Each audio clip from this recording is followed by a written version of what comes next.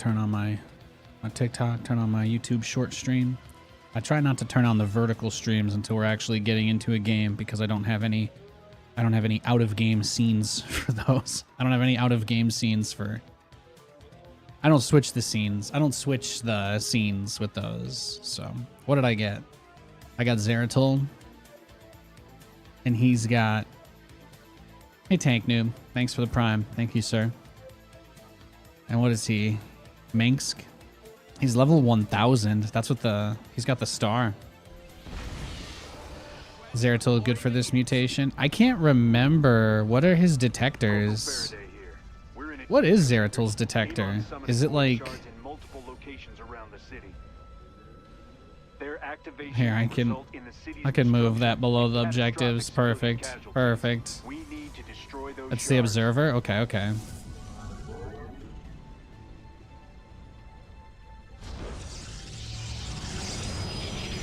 I think the Void Razor, the strongest one for him.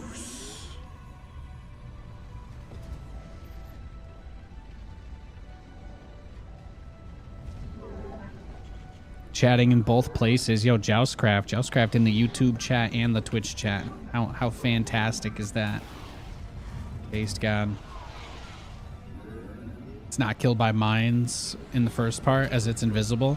Oh, you're right. The Observer would just be really good in that situation. That's a great point. You can't actually build anything with Zeratul yet, so it doesn't...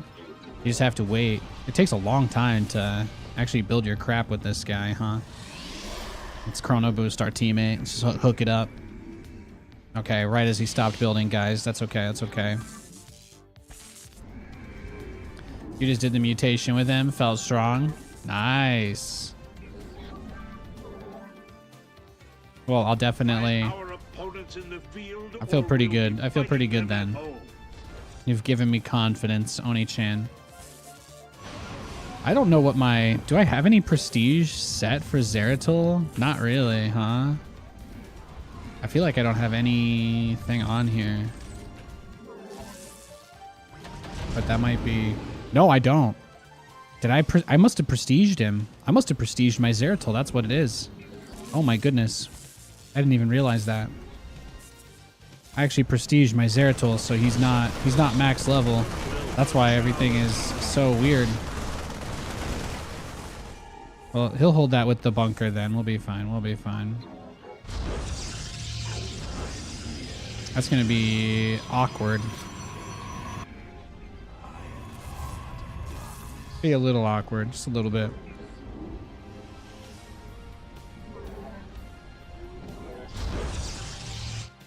Get the construct facility. I find the mouse jump bug happens a little less if I go to my Windows processes and select StarCraft 2 and I put it at real-time priority. If I put the task at real-time priority on Task Manager, it makes the cursor jump a little less. Must be that race condition they were talking about. I gotta just set that up automatically with some app or whatever. Are any of his prestiges any good? I don't even know what prestige I'm on. I'm still on like default though. It doesn't even say that I'm on a prestige, but I clearly don't have all the top bar abilities. Am I crazy? Maybe I just don't remember what I set them on. Do I have anything? Mastery. Increase attacks. Oh, I've got Zeratul masteries. I've got Zeratul masteries. Never mind, guys. Everything's fine. Everything's fine. Everything's fine. Your objective is to take it out. I expect limited casualties. We good, we good. We good, we got it, we got it.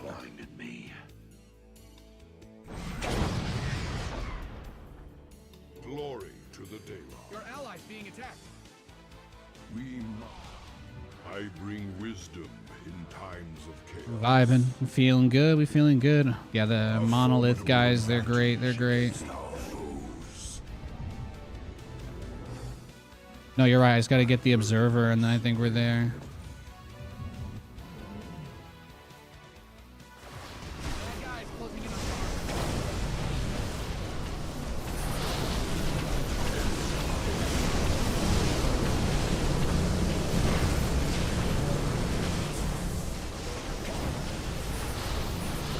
There we go.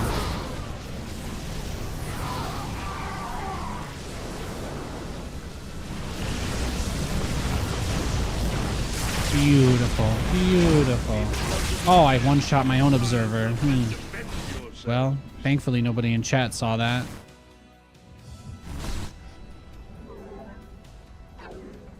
Sure blows up pretty, doesn't it? The enemy will summon more soon. Guaranteed. More void shards are appearing. Destroying them is your main objective.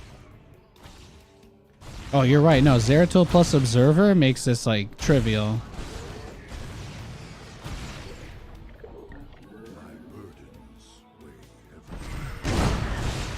Yeah, we'll just clear them out then. Easy. What do I want to make? Immortals? Zeratul's units are so expensive. Where's the next? I sense a soul in search of answers. There's like a munitions pile by a cliff, right? So, where is that? Oh,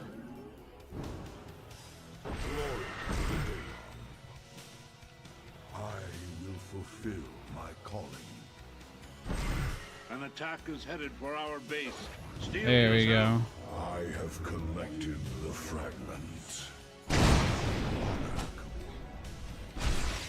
What do we got? Well, the easiest thing to do then is just use the Tesseract projection, so he can have his photon cannons just basically project anywhere across the map. Makes him very strong.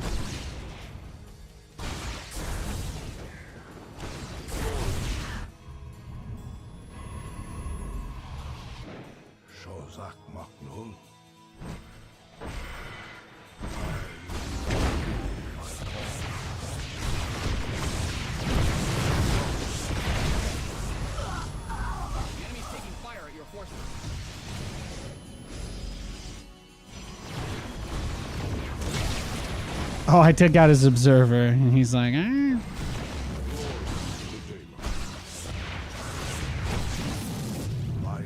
Really, that's like the biggest thing I think that could damage us anyway, is him just getting detection on us. Put all the buildings in a circle, create a circle, and then all the artifacts placed inside that circle. What? What is he saying? Oh my goodness, I just got smoked. I just got smoked. Holy cannoli, rigatoni baloney. I see your reputations are well earned. These void shards are Oh, he's clearing him out? Yeah, see, he's doing great. He's doing the Mensk thing. He's doing the thing Mensk does, where he has like a bajillion units.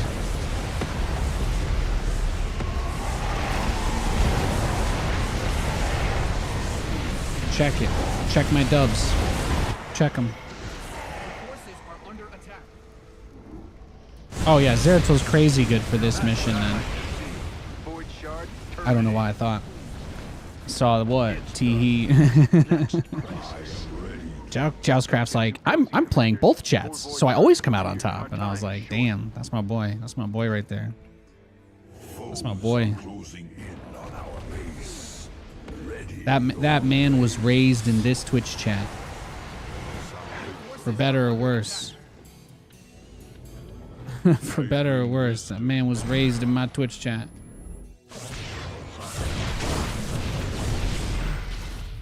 Together we can Chimeran pirates are taking advantage of the chaos to steal precious resources. Shoot those traitors out of the sky if you can. We must.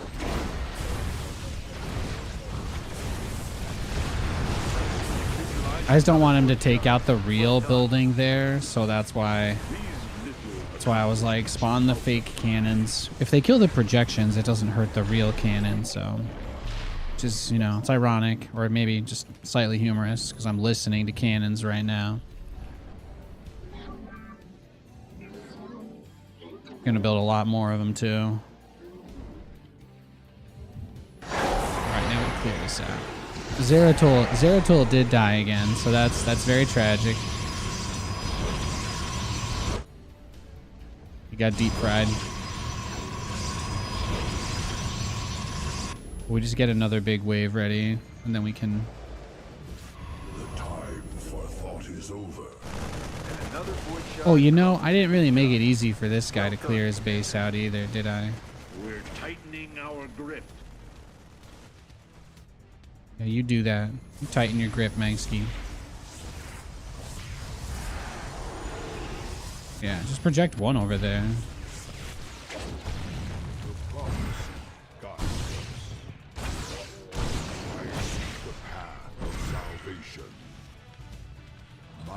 I think the only thing is I can't research. I can't get like a observer speed, can I?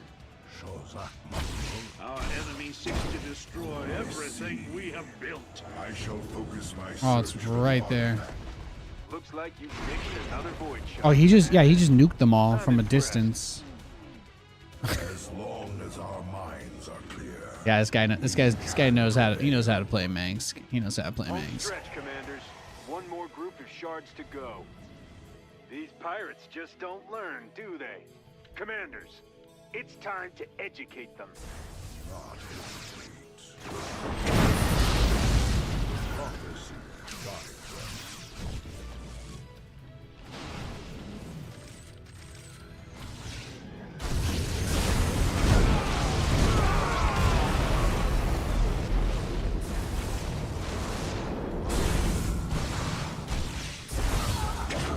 Excellent. I don't even really need to be in this game if you think about it.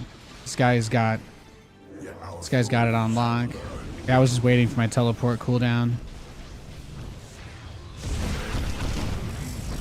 How we just try to get out of here. Ah, couldn't make it, guys. I couldn't make it. It's a good try, though. It was a good try. I mean, he's pretty much there. Look at this. Look at this setup he's got.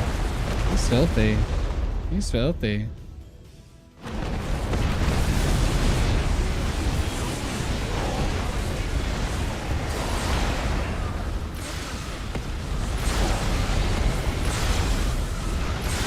Look at that. Look at that. Look at us both just spawning infinite armies from the opposite side of the map. Isn't that incredible?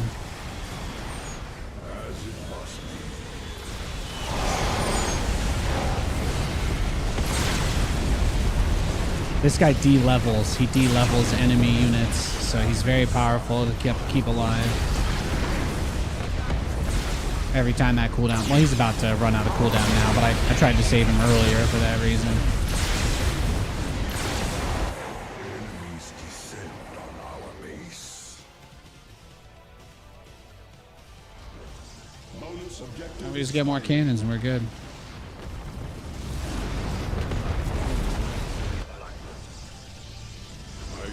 We just never even cleared through the central defense this whole game. It's kind of a vibe, isn't it? Another void shard has been destroyed. We will turn the tides of fate. See, I one-shot the observer.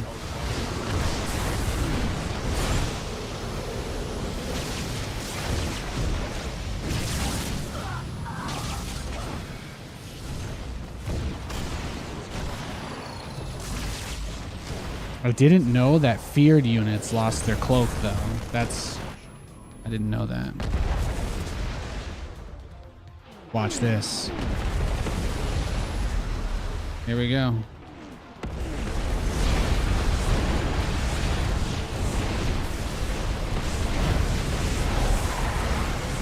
Pirates, if we weren't busy defending the city, they'd be a burning wreckage. Beautiful. Beautiful. Mank also OP with this prestige. Yeah, what did he have? The infinite like super nuke guy? Or the uncapped? Is it the uncapped supply? He gets like uncapped resource bonus from the...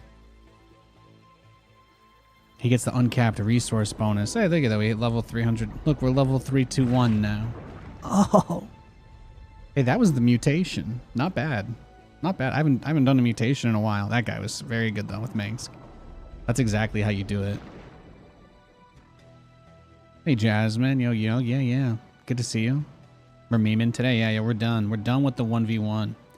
We're done with the 1v1 until Stormgate. We're done with the 1v1 until Stormgate, so.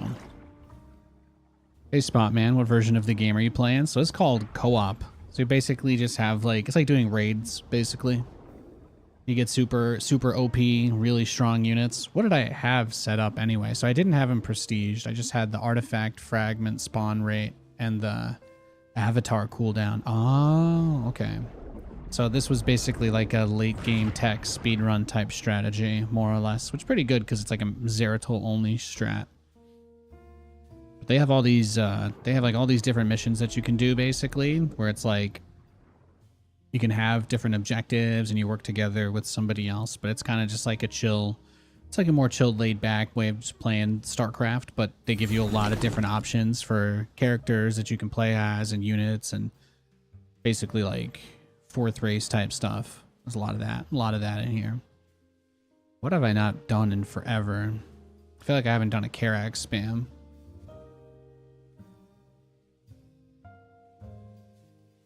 Kind of want to play a little Alarak. He has the Super Saiyan stuff. Death Fleet cooldown. I like all of this. I think this is a good setup. I think that's a good setup. Just reinstalling SC2 to play some Direct Strike. Nice, nice.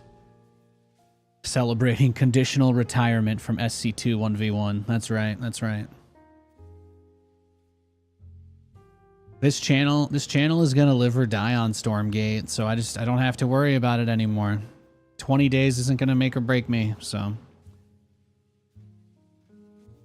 We free, boys.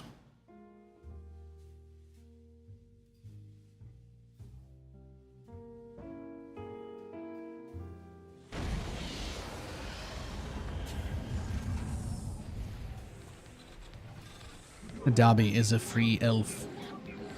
Feels good. Got a contract you might want to help me fill. What do you guys think of Sabrina Carpenter? Is Espresso overrated? I like it. It's pretty decent song of the summer now that we're about halfway through July, you know? Thinking maybe you do. What do you say?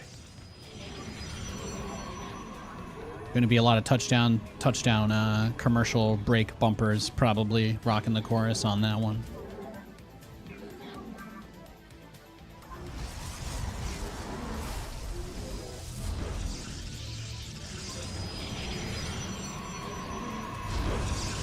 I do know that the whole trick with Alarak is that his special upgrades are on the Forge, but then you just want to empower as many of his Templar units as possible, and they're very strong. They scale infinitely. They scale infinitely, so they're very good.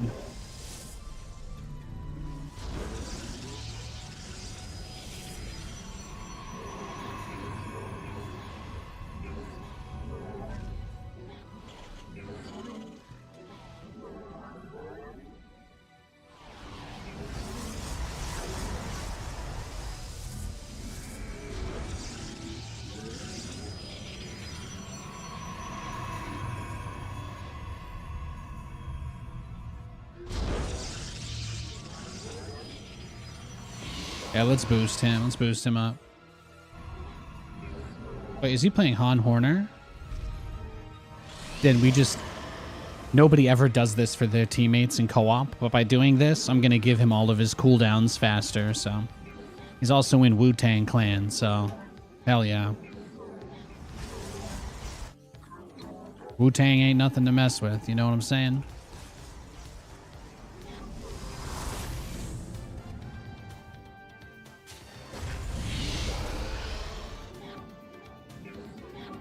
He's like, I don't need my starport cooldown. I'm like, yeah, probably not yet. Probably not.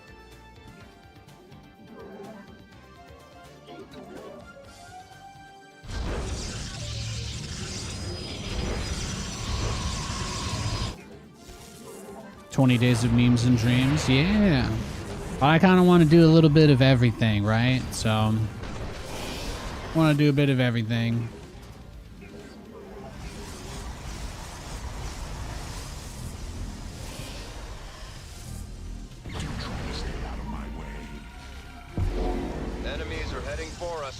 Let him catch you off guard.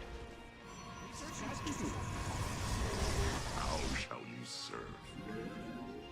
And Alarak on his own can hold basically all the waves, so then you just rush up to your Templar.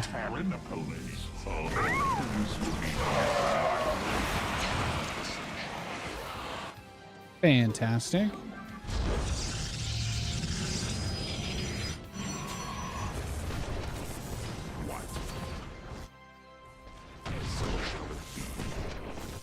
Then we just have Alarak pop that. But we'll probably do some StarCraft like campaign stuff. I'll probably do some campaign revisiting over the next couple weeks. I'm gonna do a bunch of co-op stuff. Gonna just try and play all the stuff that I'm gonna miss when I'm not playing StarCraft all that much anymore. And obviously, like I've said in all of my videos and discussions about this particular subject, I'm going to be playing StarCraft again whenever they start updating the game or release new maps, etc. I just, you know, I'm going to probably do what other people do, and I'm going to come back and play when there's a reason to. And then when the players leave again and, you know, we kind of have that drop off again, then that's when I'll play it less. That's my plan anyway. Most unwise. Main objective destroyed. All who oppose me shall suffer.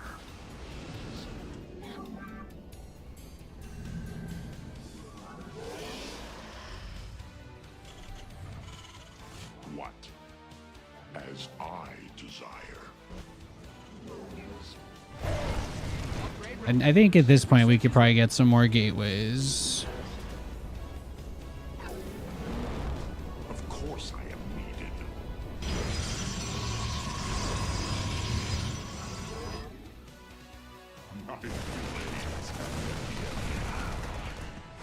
But if you guys did want to hear about something that I found interesting, I posted a video on my YouTube channel earlier today.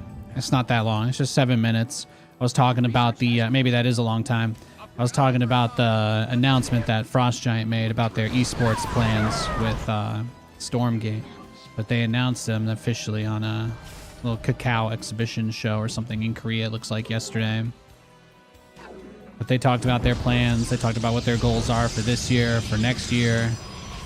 So I just made a little video kind of going over my thoughts on that in case anybody wanted to chat about that today. So there's a little something.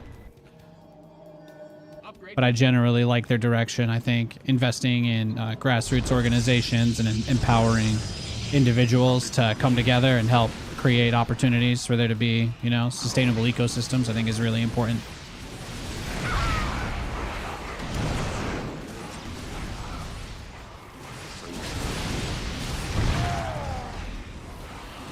Alarak is so strong, by the way. Just literally Giga Chad. Literally Giga Chad energy.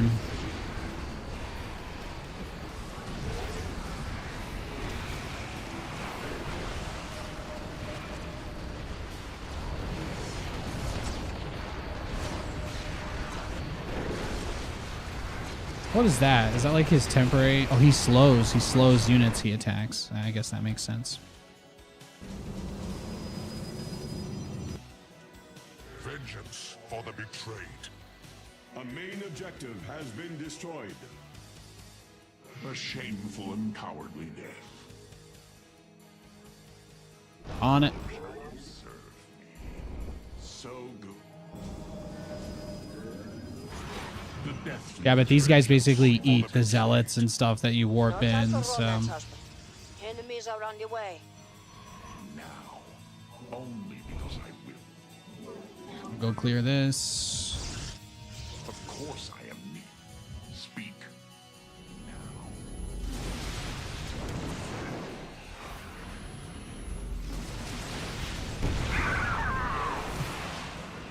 I mean, he's just Imba. Alarak is very strong. He's very powerful. But he's not my favorite reason for playing Alarak, though. Looks like they've got another shipment leaving the station. Let me realize my master plan.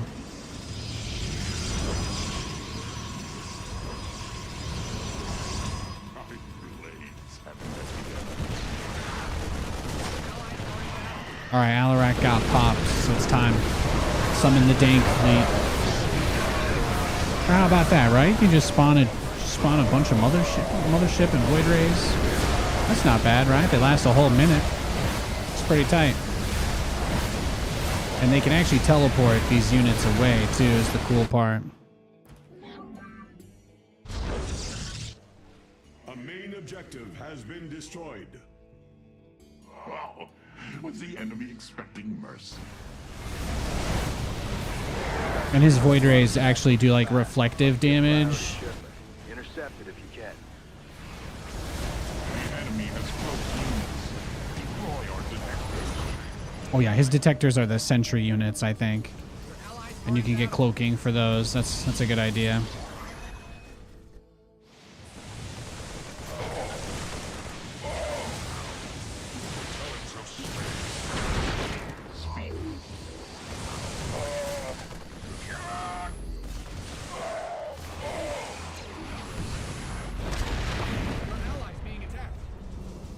Our enemies are picking up the base. Expect them soon.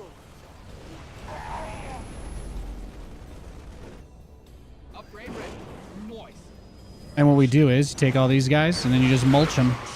You don't have to be out of energy to use the sacrifice ability, so you can just feed. You can just feed your Templar as much as you want. You can just feed your Templar infinitely when you play Alarak. And eventually they just throw out these little Kamehameha energy balls that do like trillions of damage. Trillions.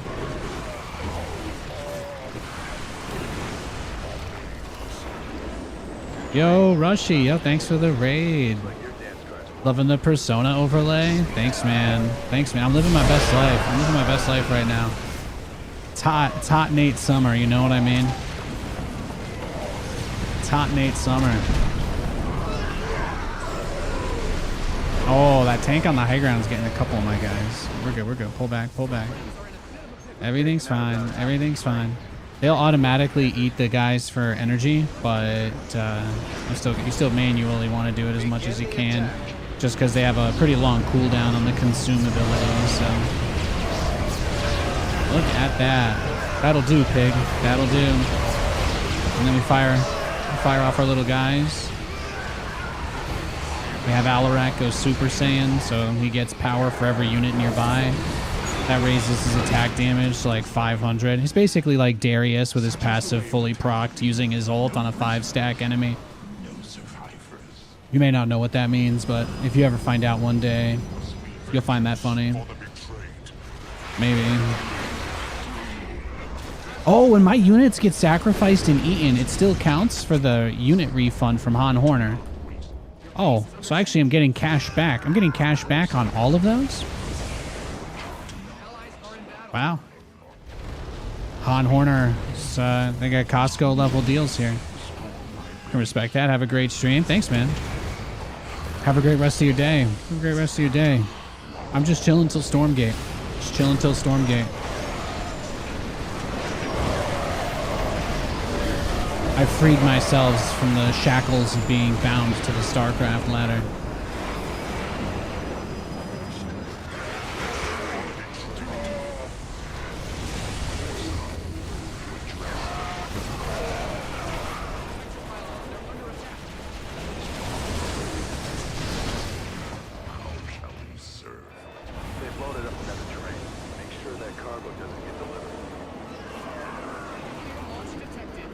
Oh, there's the nukes.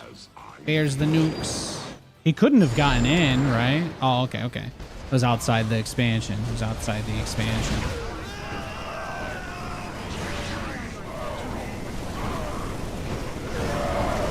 Yeah, summon another mama ship.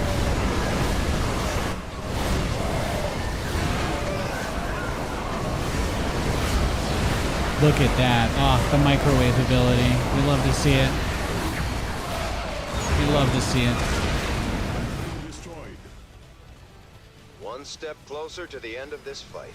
Oh, I missed my pylon overcharge by that little.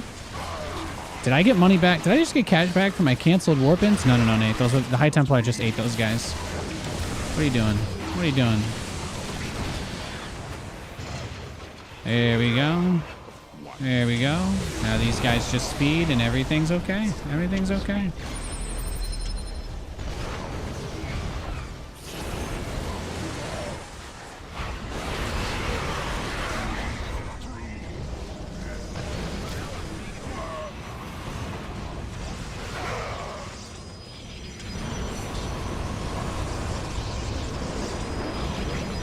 Forces sighted.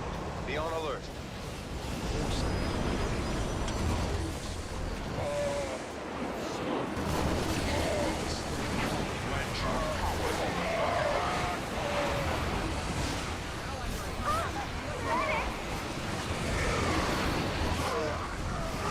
I know how to deal with air units. Just send a couple volleys every which way.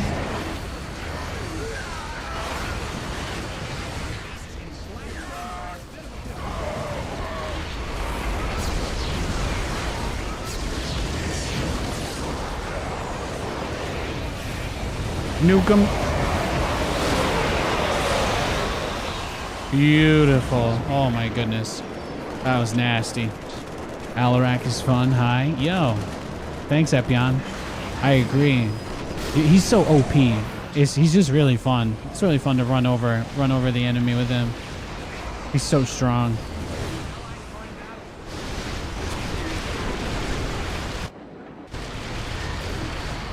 And I just love popping off with his ascendants. Just sending out the mass energy waves like that. It does something for me.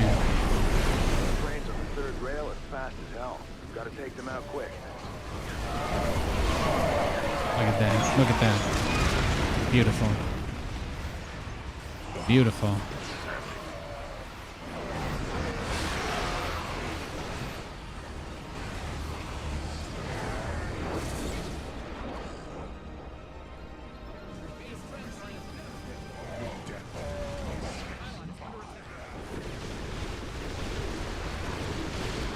Blammo. Exactly.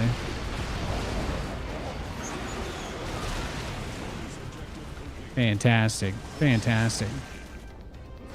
Cool to see you streaming here. Thank you, Louise. Thank you, sir. I hope you're having a fantastic Wednesday. God bless you. Today's Wednesday, right? Did I get the day wrong again? No, okay. Phew. That would have been really embarrassing, huh? The title of the TikTok live stream is just Happy Wednesday. That's all I put there.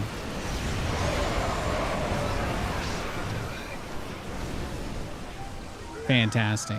Fantastic. You can tell we've got two really good players of this game right here.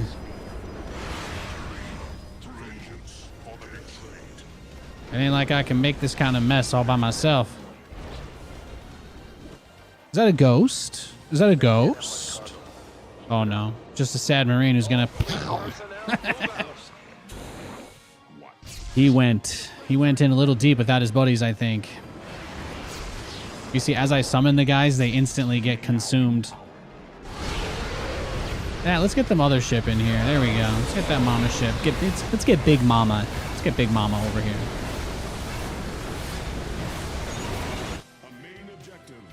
But thank you. Yeah. I stream on Twitch, YouTube. I've got additional capacity to stream on other platforms. So I might even boot up. I might as well just boot everything up with the setup I've been able to get. I'm kind of excited about it. This thing that I'm testing is going to enable me to be able to do that a little more easily. So it was something I was very specifically concerned about because I want to have as much reach as possible, obviously, but on the other hand, it's like maintain system performance. So I've got something cool in the works. Again, I'm testing something that's a little under construction. So remember back when Stetman's Ultralisks could suplex the trains? Yeah, that was a mood. That was a mood. Oh, isn't this nice? Just look at this. I'll just look at this and think about all the times, all the ass I've kicked in my career. Did you guys know I've won 24 Grandmaster tournaments in this game? It's actually kind of awesome. It's actually kind of awesome. Am I looking into Battle Aces? No, I just don't think that's my kind of game. It's just not really for me. I'm very excited about Stormgate. I think Stormgate is exactly what I'm looking for. Let's see what games we have open here. There might be like Nexus Wars. You never know. You never know what people are gonna have up. Zombie World Liberty. Cute Defense. Build your base, survive, and then defeat the cutelings. Well, that's PvP mode. I might try that, but... Oh, PvE Tower Defense. Should I try a new game today? Should I try a new game today for the first time? YOLO.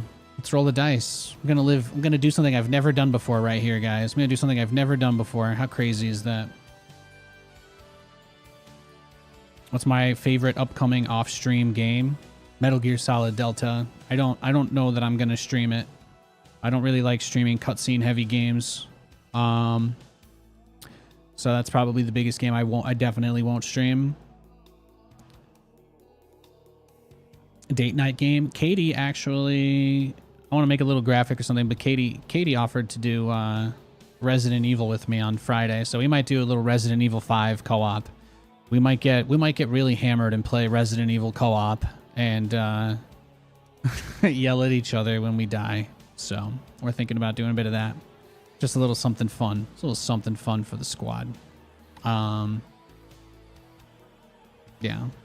You hope the co-op in Stormgate is good. I've played a lot of co-op in Stormgate. I've played a lot. I played a lot of it on all the versions of the game, and I can tell you, at a minimum, I think the worst case scenario is that it'll be too much like StarCraft co-op. And then I think best case scenario, as the game continues to get developed, I think that it'll differentiate itself a little bit more. But the co-op missions that I played in the beta, to me, felt like StarCraft co-op missions in terms of the structure, the layout of the map, the way the enemy waves kind of work and stuff. And I enjoyed that. I had fun doing that. So I think they've already got the formula down. You have to keep in mind the people who did almost... You know, there are debates about how much some of these guys worked on StarCraft for whatever reason, because a lot of them only started working in Heart of the Swarm era. But everybody who worked on co-op, I have no idea how to play this game. This doesn't look like Carbots. This doesn't look like Carbot at all. I think I joined something very wrong. This does remind me of Cat and Mouse. I have no idea how to play this. What are my teammates doing? Town Hall. They're placing a Town Hall in the corner. Oh, that guy left. Okay, we're fine. I didn't want to like abandon those guys. This game did not look like what I thought it was from the picture. The picture was a very cute Carbot Zergling, and that is not what we got. I'd like to make it very clear that I was hoping for a cute Carbot Zergling game, and that is not the game that it was. Yeah, let's do Direct Strike. That sounds great to me. Wonder if Stormgate and Zero Space are sharing any engine code. They're both on UE5, but rolled their own pathfinding in netcode. No, I doubt it. Stu. Really like playing Stu Cov. No? Well, I can select in the game, so it doesn't matter. But I think that there will be a lot, yeah. I think the co-op is already on the level. Got it. Co-op on Stormgates is really good. Yeah, I played a lot of it. I actually played a lot more co-op. You guys, I streamed a lot of the 1v1. I streamed a lot of 1v1, but here's what I'll say about Stormgate co-op. If you ask my wife how many times she's casually walked past me during like the testing phase and all of that, how many times she just walked past in the morning or the evening and I was just playing one co-op game before dinner, or before we went to bed, or before I streamed or whatever. I was doing that all the time. So for me, it's already where I want it to be. I think it's more or less a carbon copy of StarCraft co-op. I don't think it really has anything that sets it apart seriously yet, but I'm also okay with that this early. I do expect and I hope for them to make things a lot more interesting over time. I have that expectation of them to put a lot of good work in building that out, but I'm not. I'm completely fine with playing it the way as it already is. I just hope that for performance reasons they're able to make a lot of progress with system performance, because I think that's probably the biggest issue with the game. I think performance is probably the only issue they really have. Most of the things people are complaining about are just because they don't like that the game's not releasing completely done or whatever. I don't know. A lot of folks kind of convince themselves, like without any evidence, that Frost Giant was trying to say the game's already done, even though it's not. And it's like, But most of the actual, like, I think complaints will probably be centered around performance. That being said, they've already talked about how performance optimization is one of the #1 things that they've been working on before the early access drop. So yeah, well, for them, they're doing optimization in like kinds of cycles too. Because the thing is, like, even though the game itself is still in very early stages, like, you have to remember that in order for them to be able to build the game in the first place, they had to create Snowplay first. And Snowplay is the underlying like game infrastructure that actually is causing the performance limitations, because it's the game engine that lags because there's so many units and stuff. So that is something that will always be being optimized aside from the main game, because it is the underlying infrastructure, and they've obviously developed it entirely on their own, so they don't have to outsource any of that. They have all the people that built it in-house. So I imagine there's probably an internal team that works on like nothing but Snowplay, I would guess. I would guess that there's a team that just works on nothing but that. And then I would guess that they are probably a lot of the same people that work on the actual game. But again, I would be shocked if they weren't dedicating resources to working on that, because they've also said one of their potential ways to make money, since people are so concerned about them going bust, is they can license out the Snowplay engine to other companies that want to do RTS stuff on Unreal 5. So they've basically built an Unreal 5 like engine alternative, more or less, that they can also sell to other companies. So there's multiple different reasons, but the point I'm getting at is the underlying infrastructure is going to be, I think, getting a fairly constant stream of improvements over time. So I would hold out hope if performance is a concern. I think the optimization on that end will always be going.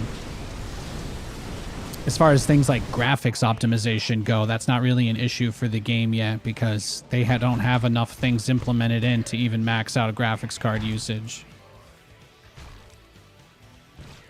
On my 4090, I could not get my GPU usage playing the game above... I couldn't get it above 30 or 40% playing at 4K. I couldn't get my GPU usage above half. There's just... They're not really... At least in the testing builds, they didn't have any real fancy graphics settings available. I think over time they'll probably implement as many Unreal 5 stuff as they can. Like, if we get tessellation on the map textures, I think instantly people are going to be like, what a huge graphics upgrade. I had no idea they could do that. But it's like, you know, so hopefully they're doing stuff like that. They get the cute things like that, and that can kind of get the people whining about graphics some more on board and stuff. So yeah, if you ask me, the very last thing that Frost Giant will do, and I'm not speaking on their behalf, this is not private information, the very last thing Frost Giant is going to do before they go to 1.0 is probably do a full graphics pass over on everything. Like, I would legitimately, if I could put money on it, I would say that's going to be the last thing they do. The very last thing they do before they say the game is done is they will probably replace almost every graphics asset in the game, except for the ones that people really like. And that's going to be a smart thing to do, because all of those complaints, there won't be anything to say. They'll just be like, yeah, look at everything that we changed. So Factorio did that in Satisfactory. Yeah, you know, Baldur's Gate put a lot of graphics stuff in towards the end. At least from what I saw following it anyway. I didn't follow that one as much as some of the others, but performance optimization for another game I Kickstarter backed was probably, what? Another Unreal game, actually, was that Bloodstained Ritual of the Night. They had a bunch of issues because the Unreal Engine actually runs like crap on like the Nintendo Switch, more or less. So that was the biggest complaint about that game, was the Nintendo Switch version was horrible. And they've made it slightly better since then. It's still not really good, but the game is like really gorgeous on PC. And then you play it on anything else and you're like, oh, I can see that this wasn't very optimized because it's clearly turned a lot of settings down. But the cool thing about long term, anyway, as far as like big picture stuff goes. Stormgate supports NVIDIA RTX features, and there hasn't really been much discussion about this, but I'm going to be making some really technical videos about it because I want to post them on the r/NVIDIA subreddit and get karma. So people will tell me I'm smart and know about computers. I don't need money. I just need people to tell me that I haven't wasted my life learning all of this stuff. Little real raw moment there. Look at me, by the way. I'm pushing on my own. Give me that bunker. Smack that. Smack that. Look at me. I earned a utility truck. Holy shit. I got a free car. How are they going to get it to me? How am I supposed to get my utility truck from this guy? So yeah. Plus, I don't know if you guys have seen what they're already offering as far as the in-game digital goodies go for Stormgate, but they're already doing some really complex stuff that even StarCraft didn't have. Like you can just get a skin for how Shroud looks in the game, just the creep. Like there's a creep skin already that you can get. I think if you like pre-order the Ultimate Edition, then maybe that's expensive, but the fact that that's an option is like, oh, so we're gonna have options to be able to configure how creep looks. And apparently for that, it's just for you, so it doesn't affect what the other player sees. I think for that skin, that was what I heard anyway. So they're doing some stuff. They're gonna give people kind of cute options to have things like that, and that to me is something that I can really get excited about. So now let's get a second gas and then go to tier 2. We've done our job. I've done my job. Nobody in this game can say that I'm griefing. I put the team on my back for the first half, all right? You just hope they have great support for low-end PCs. So during the test, since we're off of our NDAs, basically. No, we are. I don't know of any unannounced information anymore, so I can say that genuinely. So we have, there were 2 builds that we were playing on Steam, and if you guys played the open test, you probably saw it there too. But the game, they are offering DirectX 11 and DirectX 12 versions of the game. But as far as graphics performance goes, once they actually add graphics options to the game and everything isn't just, you know, baseline Unreal, I think it'll be really cool to see what the gains you can get just because they have like DLSS and stuff, which StarCraft obviously doesn't have. So there are some cool newer techs that can be used, especially if you're not a competitive player, but you still get low performance just because it's a bit of a catch-22, right? They have support frame generation, which is obviously only available on expensive computers. That being said, if you play an expensive computer and you're one of those guys that's like, man, I can't believe StarCraft runs like crap on my really nice rig. I worked so hard to make this run well. Well, at the very least, they do offer frame generation, which looks pretty nice. It works decently. It doesn't improve latency, which is something that's really important to get across, but it will give you that smoothness of having more frames. It just doesn't really help input latency. So like there is stuff like that to kind of help mitigate. And I think for mid and low end machines, a lot of people will probably really enjoy DLSS.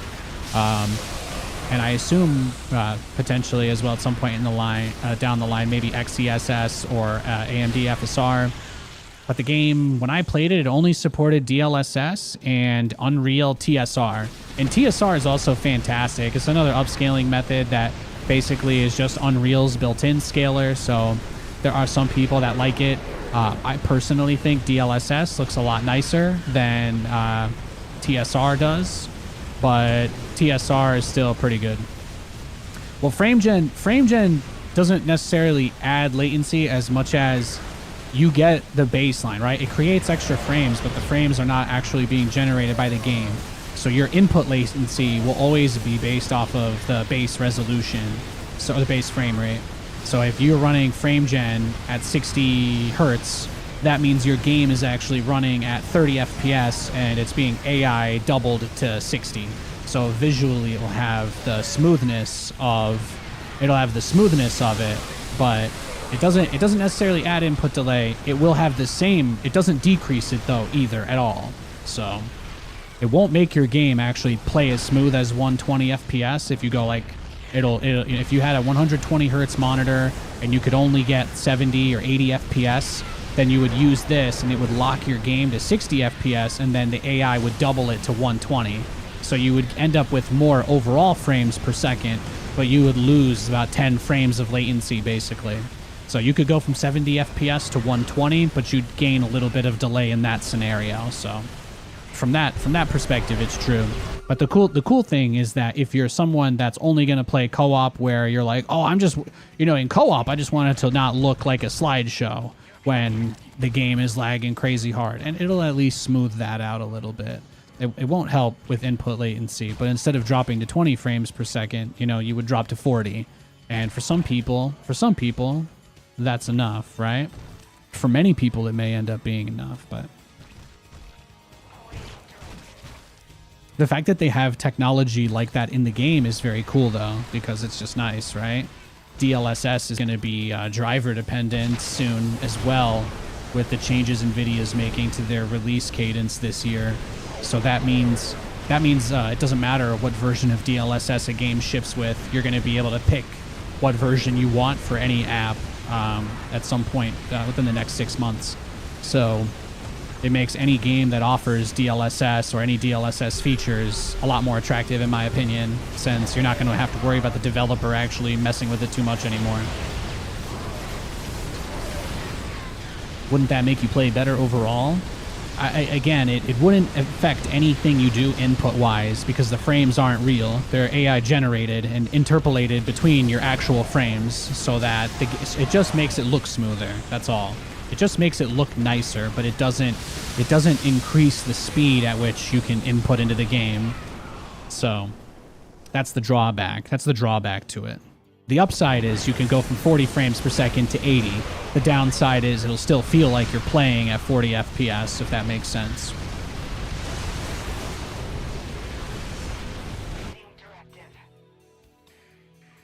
There are already third-party tools you can use to do things like triple frame gen, where it interpolates every third frame, so you can get it to triple your FPS. But it also, at that point, again, in the wrong usage, that can triple your input delay. But you could go from 30 FPS to 90, but it would still feel like you're driving through mud, because it wouldn't, it would be like playing with like 70 or 80 extra ping, basically. I don't know. Something in that realm. Here goes. Here comes the Nathan wave. Here comes the Nathan wave. Here we go. Here we go. It's time to get her done. You know what? You know what? Here we go. Time to rib it and rip it. Fantastic. Fantastic. Let's go tier 3. And we'll get, we got to get an overseer. Probably should help my team with some level of detection. Adaptive frame gen would be great in single player games. Well, if you guys want to have your minds blown as far as gaming and technology go, I actually think we got probably some of the best news from Microsoft. They've got a lot of heat for their dumb AI stuff and their horrible decisions with Windows. But there is a feature in Windows that is going to be baked in the next, I think, 6 months. I use Canary builds because I love messing with stuff like this. I have not seen it pop up on my Canary build yet, but they do have in the works the ability to actually set, imagine this, they're going to have the ability for DLSS, FSR, or XeSS to automatically scale any application you want in Windows based on a power target, a resolution target, or a frame rate target. So at some point within the next year, if you're on a somewhat updated build of Windows 11, you're going to be able to say that you want all of your games to play at this resolution or this FPS, and then the operating system can actually just dynamically do that. That's just going to be a thing. That's a whole API that they're building in. It's called DirectSR. It's called DirectSR. It stands for Direct Super Resolution. It's going to be a native Windows feature. You'll be able to configure global settings for any full screen application, but you'll also be able to set individual profiles for applications as well. So you could say, I just wanted to make it so that the resolution automatically upscales from whatever it needs to be so that my frame rate will always be 60 FPS, right? Now, in some games, in some games, when the resolution is, when you use dynamic resolution and your frame rate changes very heavily, you can get big drops or lag from increases in level of detail, but that's kind of what comes with the territory. So it can make things a little loopy. Any kind of dynamic resolution feature can always be loopy, but this is more or less what consoles use to play games. So they were going to unify how they play into the game at the DirectX level instead of everyone having their own API stack. Yeah, exactly. But there are other advanced features. I mean, I just read all the crap that they put out about all of this stuff. But there's going to be configurable area for it in the Windows menu, to the best of my knowledge, anyway. So whether they implement it themselves or they just enable developers to implement that at the driver level, then yeah, it may just be something you end up doing through the NVIDIA driver as well. It may not be accessible through Windows directly, but they're streamlining. It is exactly what you said, though. They're streamlining the game so that those scalers can plug in at the the lowest level possible, so that they basically can give you the best performance possible. But that's going to be like a really cool thing. A big shift in terms of the way that people are handling tech with a lot of this stuff is they're trying to make it accessible to people that aren't experts with it. So that's what they're trying to do with their AI crap anyway. So their idea is that if you're playing games that are lagging, or if you're the kind of person that just has no competence at all when it comes to your PC hardware, and you're just like, I just want to play the game, right? Then boom, you can do stuff like that. Wouldn't that make you play better overall, rounding down to 60 from 75 and then boosting to 120? Well, again, you'd be adding that 15 milliseconds of FPS. You'd be adding those 15 frames as latency, so you'd be losing having those as the most refreshed frames. That being said, there are actually other side benefits to frame generation, and sometimes frame generation can give an even smoother experience than you would expect, because a lot of people try and make it so that their systems are always running as maxed out as possible at the frame rate they want, right? So you might say, look, I have all my settings cranked as hard as possible so that my computer barely hits 120 because that's what I want. But when you're doing that, that means that your GPU is under full load too, right? As far as rasterization goes, you're generating as many FPS as you can. On the other hand, cutting back on those 15 FPS can actually reduce overhead on your graphics card enough, since the tensor cores are what do the frame generation, to the point where your actual 60 FPS becomes smoother than that 75. You know, there are, as far as system latency goes, you're always going to have an increase in latency anytime your graphics card or your CPU hits 100% or 99%. If you really want to avoid, 1% low situations as much as possible, then you want your GPU usage to be capping closer to like 90 or somewhere in that 80 to 90% range. Because as soon as it hits the very tip top and anything, and it has to stop or slow down, whatever, like your frame time may not always be very smooth, even if you have that 75 FPS may not be delivering every frame with the same distance between them, is what I'm trying to say. But if you do lower FPS, then the distance between those 60 frames is going to be perfectly metered out because the GPU isn't running at full bore. So that's the kind of nerdy stuff I like to read about in my spare time. But it gets me excited because I like that stuff's being more directly implemented at the operating system level.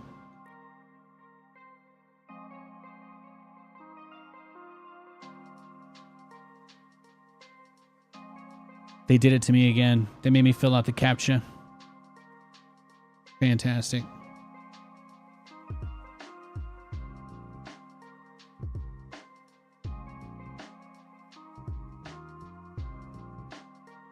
Yo, Playboy, good to see you, man.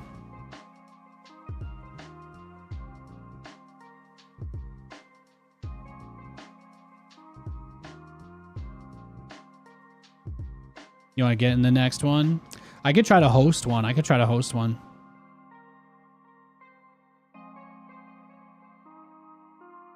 But yeah, stuff like that is going to be really cool. So the other nice thing about some of these things too is that it can, as far from what I'm hoping, is that at the operating system level or the driver level, they can just universally implement it so that game developers don't necessarily have to build support in as much. But that might be like a future DLSS thing that will just take us some time to get to as well. Yeah, let's build Rainer. Let's play Rainer. What do we got? No Fog of War. No shields on the base. Get a powerful bonus. Okay. Sounds good to me.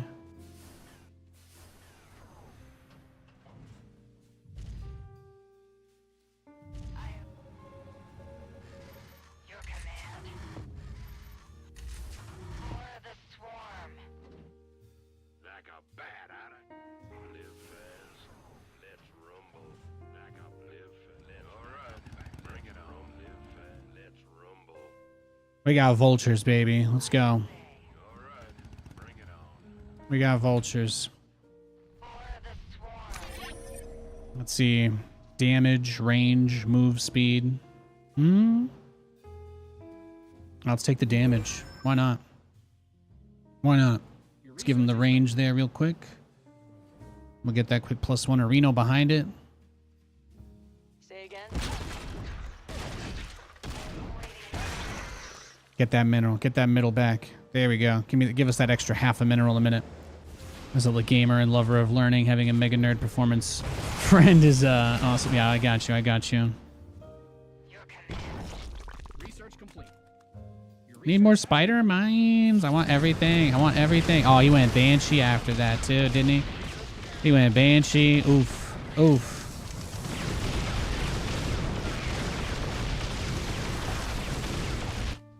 That's fine. That's fine. We have ways. We have ways of making you talk.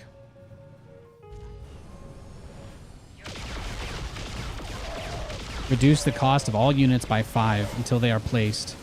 Hyperion cost is reduced by 50 instead. Ah, I see.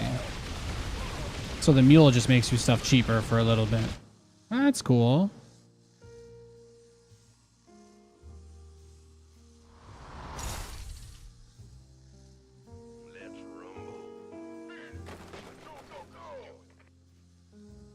I don't even know if that just did. I don't even know if that did anything. I don't know.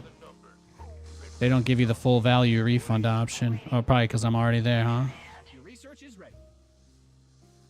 I need my scans, though. I need to get to tier 2. Those wraiths. The wraiths absolutely ruining my day.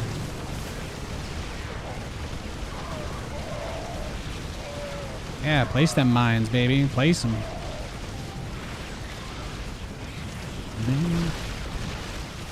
Oh my god, did I not switch my screen to the in-game? I'm sorry, guys.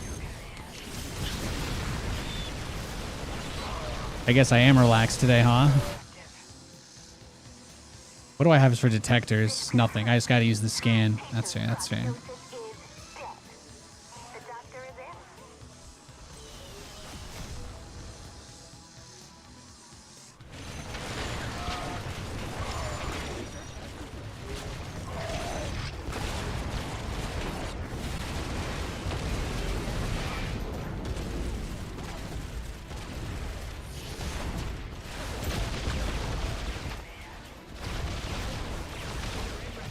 Them friggin' wraiths, bro.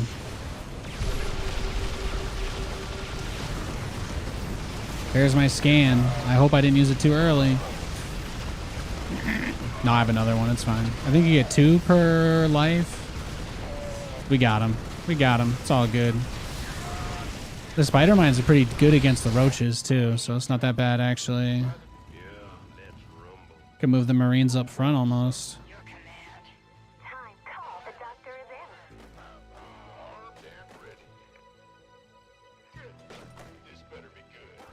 Hell yeah. Look at us go. Singing at a time. Upgrade complete.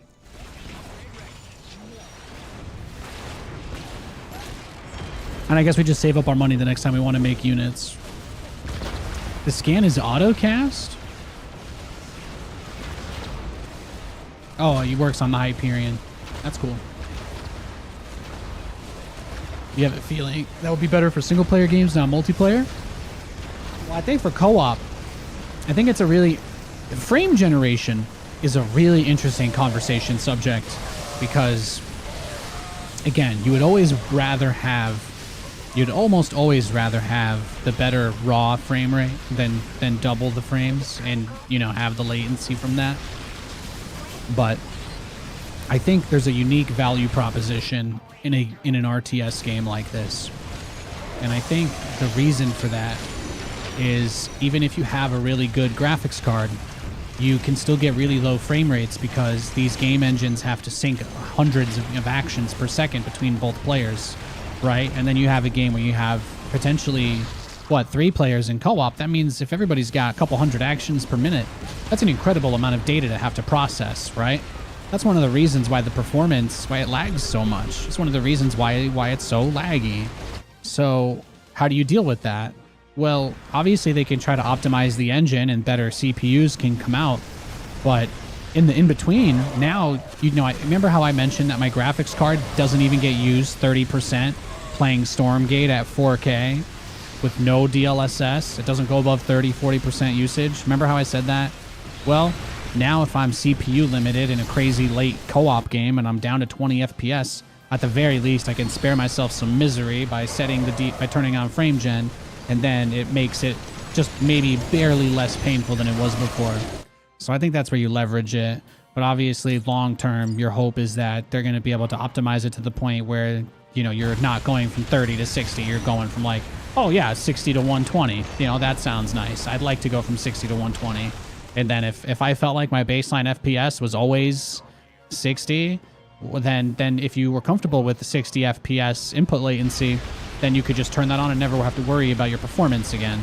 So from that angle, it actually becomes really nice because you can completely get rid of all the variance, right, in your performance more or less by capping it that much.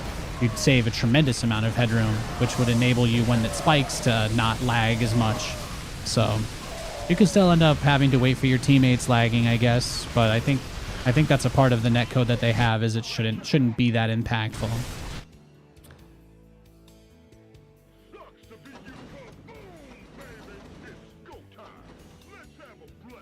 No, Nate, use the mule.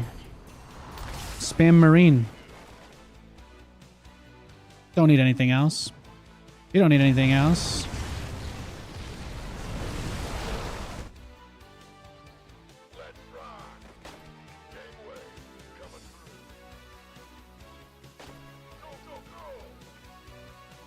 Seriously impressive that they have rewindable netcode. Dude, the rollback works great. I can tell that it's not perfectly synced anymore, but that enables you to have a really high FPS. So long term, the rollback netcode will make system performance less reliant on the other people that are already in the game with you, which I do think is a big key to success for them, to let people with high-end rigs do their thing. In StarCraft 2, if somebody in the game lags enough, everybody's game will lag because the engine running on the server has to keep up. So your game can't really run faster than the server, even if you're getting more frames. But in Stormgate, now the guy that's lagging, he can get left behind a little bit and have to play catch up instead of ruining the game for everybody else and making everybody stare at a player waiting screen. That guy will just have to roll back.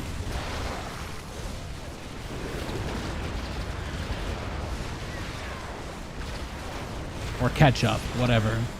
Technology like that can also be what enables things like in-client spectating of games, although I don't think they've talked about that at all because it's probably very far away.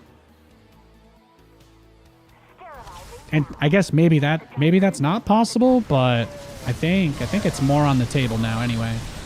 If the clients don't all have to be 100% perfectly synced for the game to play and people can play catch up coming in or out, then I think that helps a lot. Man, his roaches are ruining me. Is it time, Nathaniel? Is it time? I mean, I've got a lot of mines on the field. That's part of why we're not going to lose this game. So no, I don't want to get rid of them. I really like my Widow mines. My little spider mine guys. So what are you going to do about these guys? Yeah, build some Marauders. Build some Marauders. That's fine. That's fine.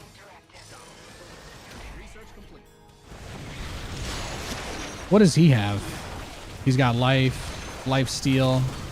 Oh, goodness. Okay, so he's really strong. Yeah. That's fair.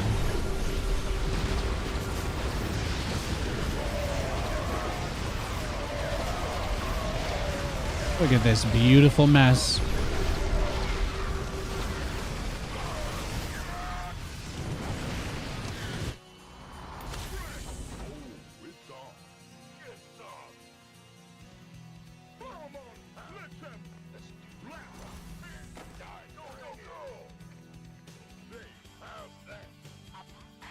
Oh, I see. The mule affects every unit. Ah.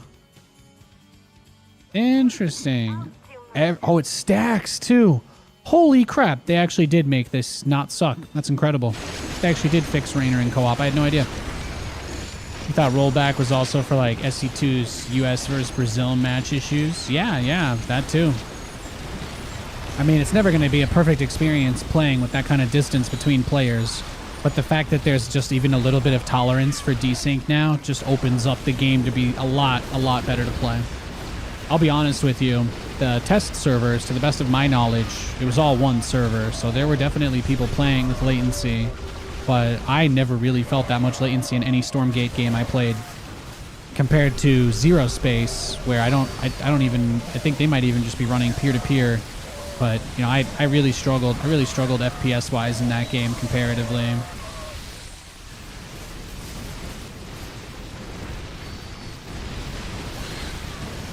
Yeah, his Ravager guys are tough. They chonky. He got that chonk. He got that chonk going. Yeah, I probably can't read that one, can you? There you go. Let me move some of these guys around. There you go. Trying to make it so you can read the text on there in case anybody that comes in.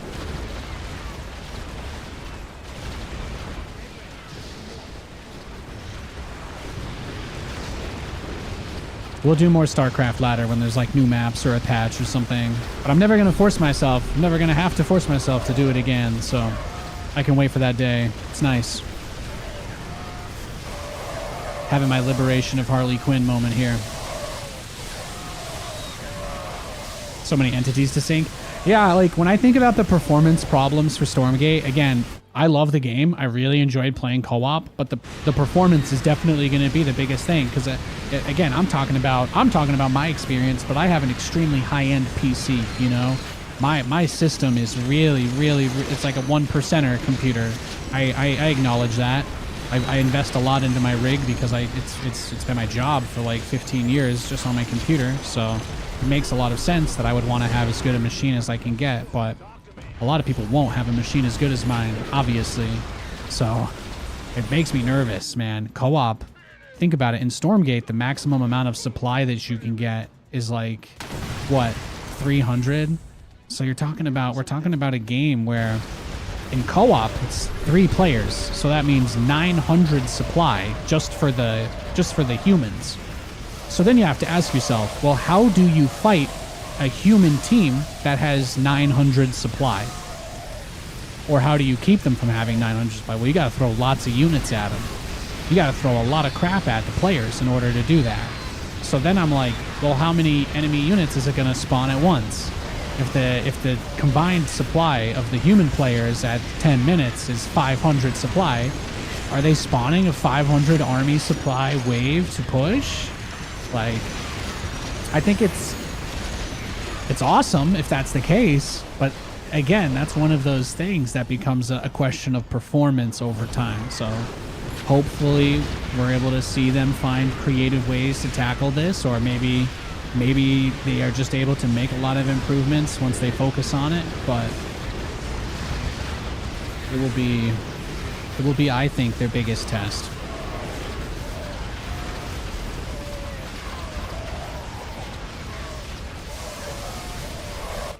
Yeah, Hockey Dangler, yeah, it'll be interesting to see. But they're working on some cool stuff.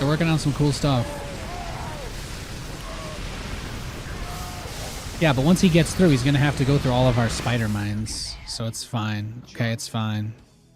Let's make it count. What's up? It's fine. Everything's fine. Hyperion increases weapon damage of nearby units by 2. Hell yeah. Break it down. Hell yeah. You better believe it. Look at that. Look at that. That is just, it's gorgeous. It's gorgeous. Here we go. Yo, Vamp Creations, what's up? Good to see you. Now I'm just playing some StarCraft. We're just playing Direct Strike, Co-op, chill stuff today. Nothing crazy going on. I'm not streaming 1v1 ladder anymore, so I'm gonna try and find as many different things to do between now and when Stormgate launches as I can. Is my game plan, more or less. Maybe I'm okay. I mean, I did jump in pretty deep with that. That's fair. That's fair. How about we just get more battle cruisers then? What do you guys think about that? You guys like battle cruisers? I can't see any reason why not to. I can't think of any reason why not to get battle cruisers here. Nate, your team probably wants you to make siege tanks. Yeah. Yeah, he's making Hydras. Get tanks. Your battle cruiser's gonna get wrecked by Stetman. They're gonna get wrecked by Stetman guys, okay? Let's build some tanks. Did that one at least make it in? Yes, it did. Doing God's work, Nathan.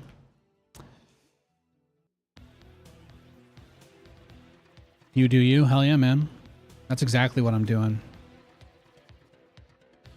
I'm sitting here holding this F key trying to build a tank while my army's about to fight.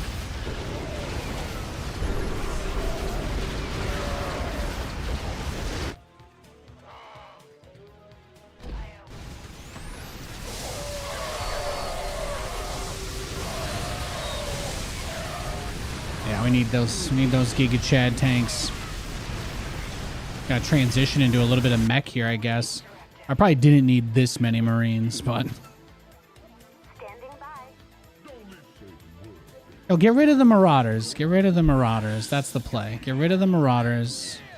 Get yourself a big mamma jamma tanks. There you go. Aren't you so much happier now? Oh, you can make tanks siege faster, too. Beautiful. Let's get all the upgrades. Research complete. That's what I like. Beautiful. B-E-A-utiful. We got a nice thing going here. We got a great thing going here.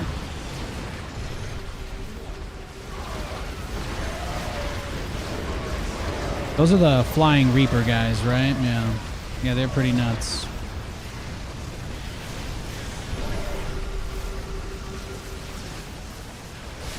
Oh, my tank siege so fast. Oh, that's incredible. That's amazing. Imba. Look at this guy. Look at my Hyperion go. Oh, he's getting the medic heal. He's getting the medic heal. Oh, tasteless! Technically, this is still PvP, so... There is a human on the other end losing this game to me. There's actually 3 of them. So, in case you guys needed that.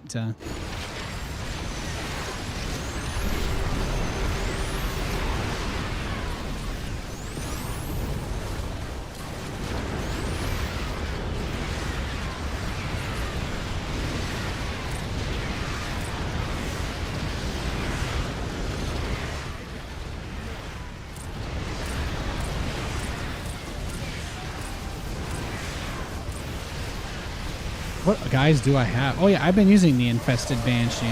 Yeah, I do like the Infested Banshee. It's a pretty good one. No, we've got him, right? They're cooked. Look at this push. Oh, the siege tank sealed the deal. By opening up with the vultures, they were never able to get across the map at the start of the game. So we just kind of snowballed the middle income advantage. We snowballed the middle income advantage quite a bit. It's a little bit of a take my whiskey neat situation.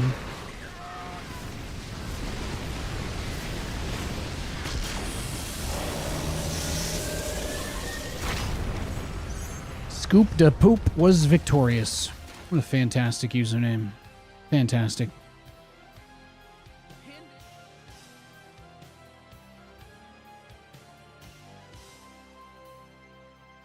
How did we do?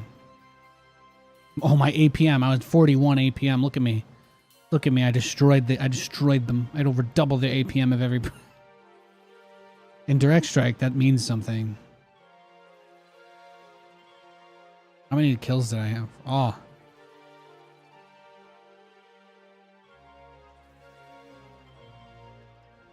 Is there a game of Nexus Wars up? Because that's what I want to play. I want to play Nexus Wars. I want to play a game of Nexus Wars. I'm just going to host it. Just going to host it.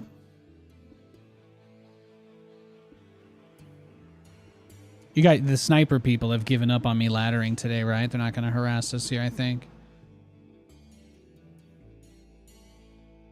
4v4. Beautiful. Beautiful.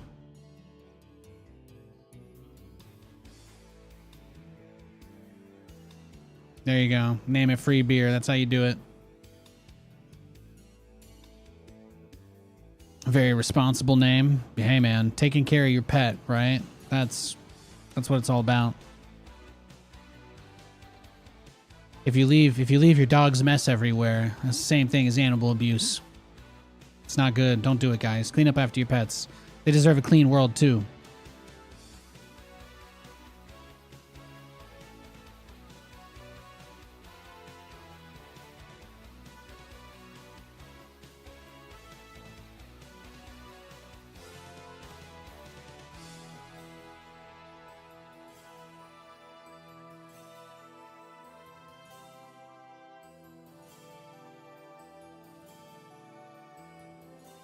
I will just see. If nobody joins this at all, we can join some other game, but I figured I'd try.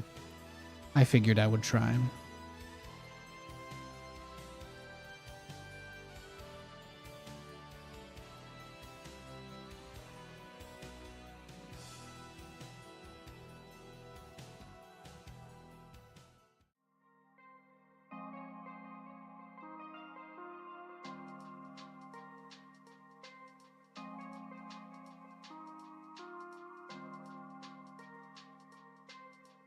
I need a beer. There you go.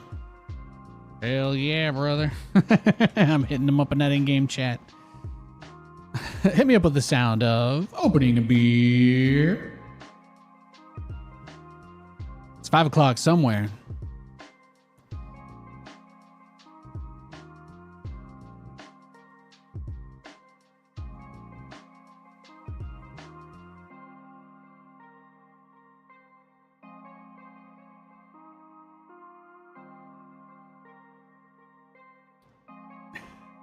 That was 2 hours. 2 hours later than here was Central Time. Mountain, then Central Time, right? I think from West Coast goes Pacific, Mountain, Central, East.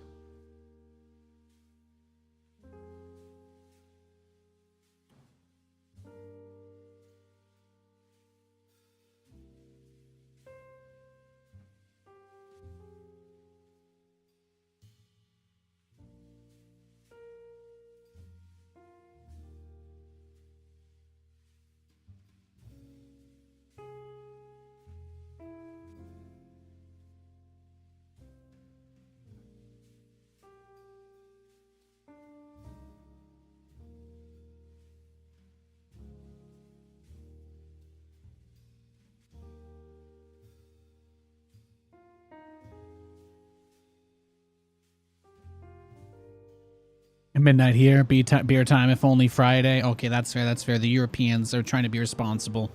I get that. Look, I'm not here to ruin your... I'm not here to make it so you don't get your year token, okay? I'm just drinking water.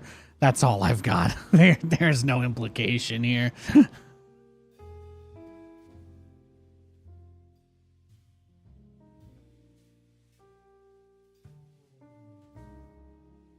Yeah, nobody wants to play Nexus Wars, huh? That's brutal. I'm just going to keep joining random games.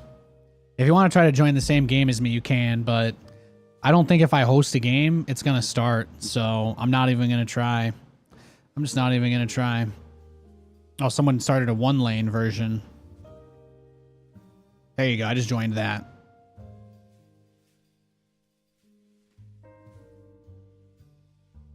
I did try. We waited like 3 or 4 minutes doing absolutely nothing, so... Maybe people found the OG Nexus Wars was too hard. I don't know. There were some like abusable strats, I guess.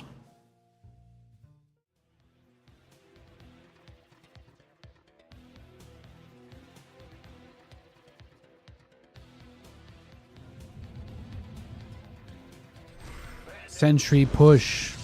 Sure. Why not?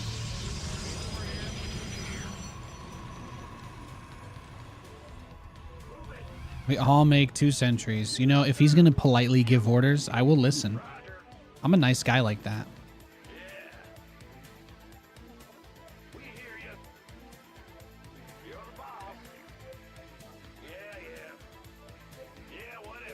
I just need to get 75 minerals before I can pop it again.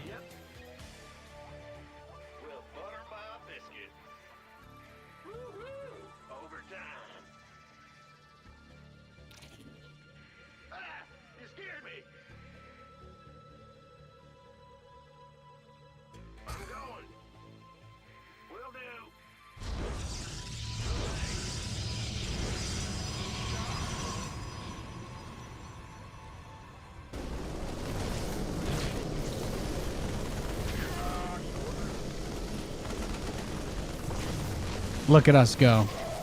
Look at our little sentry push. It's beautiful. Never thought I'd die fighting side by side alongside a barcode. I butchered that quote. Sorry. Go ahead. What's going on? Nexus Wars is great because it always has a slow start, but it always finishes with just mass. Once you get hero units out, you know, things get a little funky, but it always gets ugly towards the end. Hero Wars is just the kind of game that gets, Nexus Wars is just the kind of game that just always gets ugly as it goes on. Sentries are one of your favorite units in Desert Strike back in the day. People got so mad.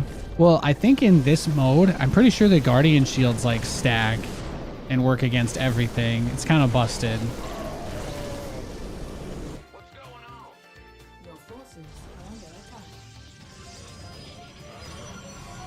We need at least one Zerg. Who wants to go Zerg? Oh my god, am I going to be an American hero? I got you. I'm going to be an American hero.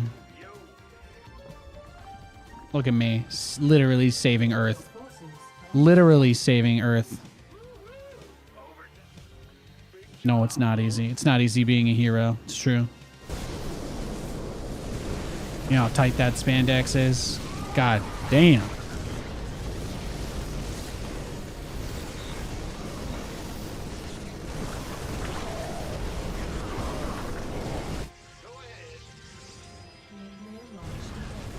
There, look, we got an early nuke out of him. Beautiful.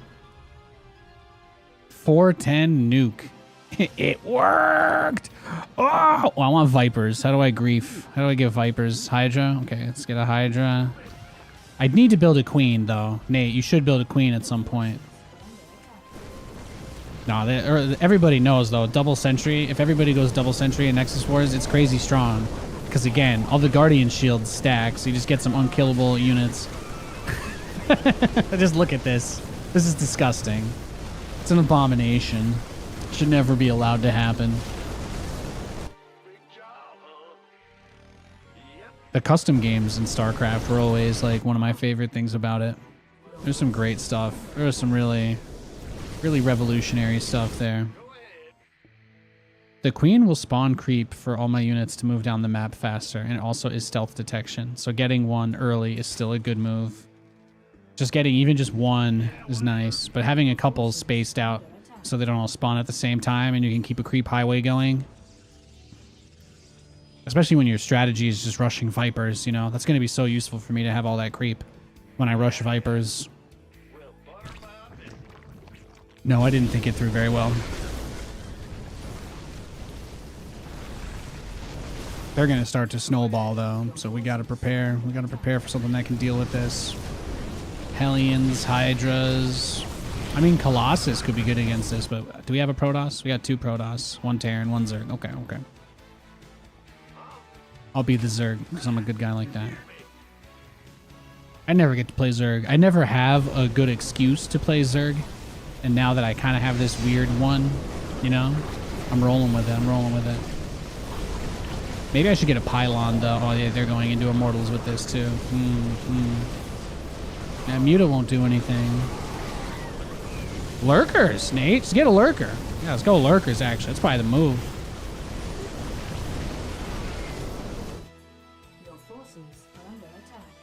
Let's get one lurker. The way units in this game line up, I don't know. Oh, I see my creep spread, by the way.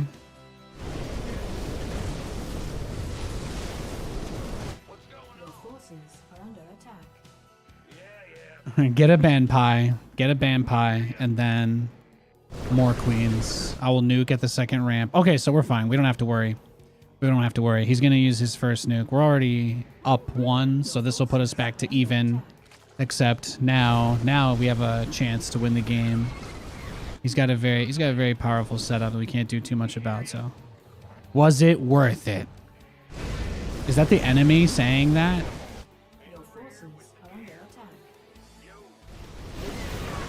Technically, if he's upset enough to bring it up, then it was definitely worth it, so. Everybody knows responding to the other person is always an instant loss when you're on the internet. We all knew that, right? Yeah, obviously.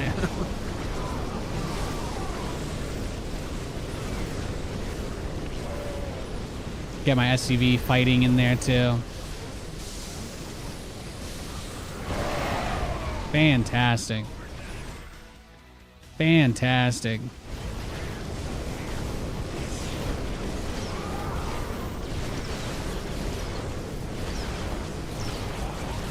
Now you can repair too, it's free, so you just kind of try to keep anything alive that you can.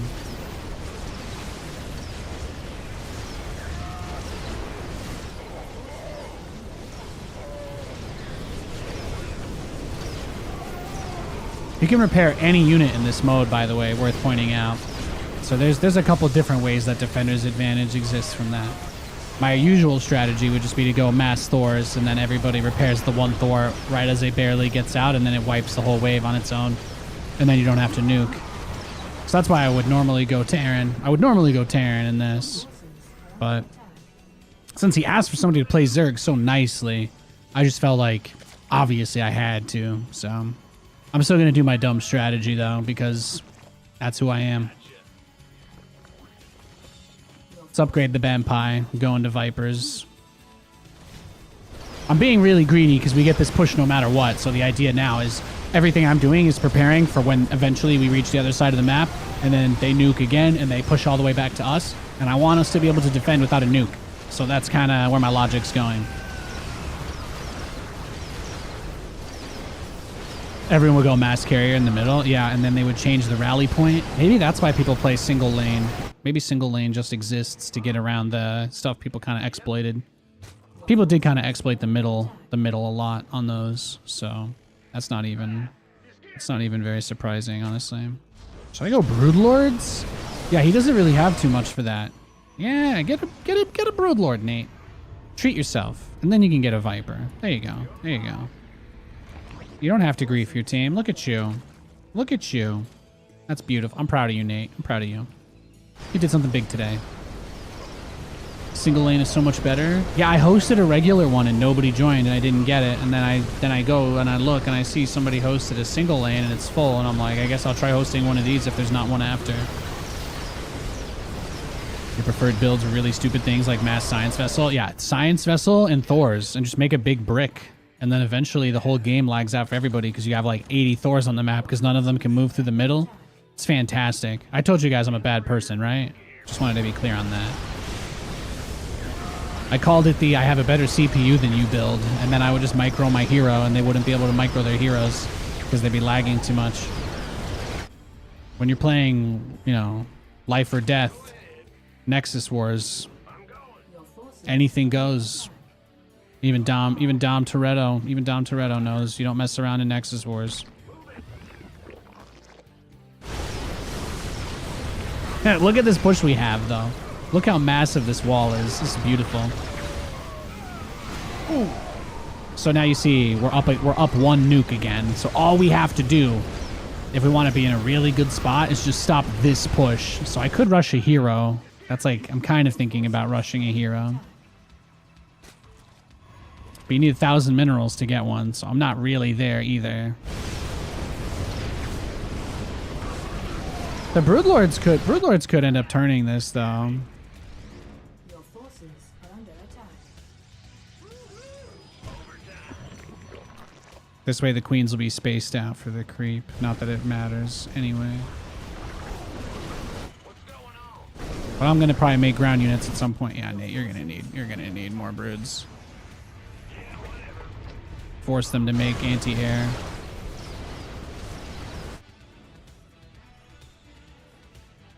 You get income for spawning units too, so the more time I spend not spending my resources, the less I'm getting from them, if that makes sense. It's like a combination of like tug of war, but also spawn. It's like spawn defense, spawn tug of war, spawn D tug of war, I guess. If you played Brood War, Spawn D was one of my favorite Brood War custom games too. They've got a lot of immortals. They've got a pretty tremendous. Oh, I see. They're going specters for their big anti-air, huh? Rocking the time warp on the mothership too. It was very strong.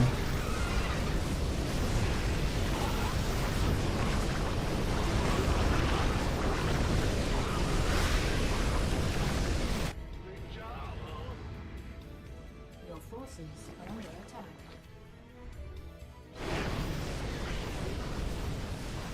attack. Not me, he says. What does he have that's shooting my air units there, though? I guess if I might have to sink them. Your forces are under attack.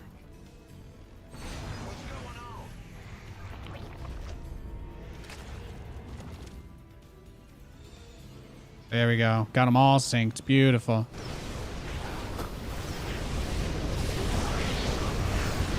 Someone call it.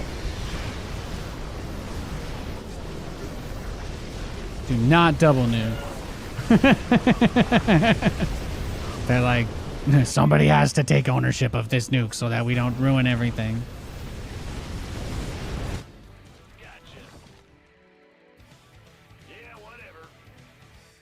Scourge. We go Scourge here. I don't know if that really works in this mode. Your forces are under attack. But at this point now, it should slowly turn around and go back the other way, and that's going to give me time. That's going to give me time to finish my greedy strategy. Unless they still push through and kill us here, in which case I've made a terrible mistake. But I do have a non-zero amount of Broodlords, so I'm also hoping that they're able to contribute just a smidge. Your forces are under attack.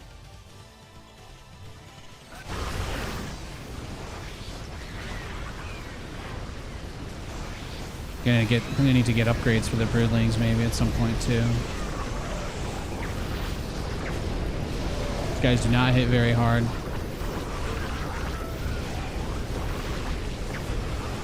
If I can get up to a hero, then we're totally fine. But this is gonna be tough. It's gonna be just taking a little. It's taking a little here. My greed may have been the end of me, which it typically is. But to be fair, it's part of who I am. Got a lot of stuff coming out. The Tempest just showed up at the worst possible time. If you guys haven't noticed, I don't play Zerg in Nexus Wars very often. I'm gonna try for it. We're almost there anyway.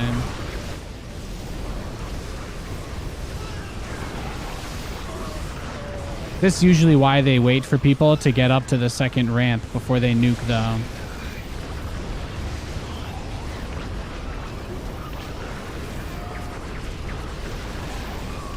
Okay, that guy wants to do it. Great. Great.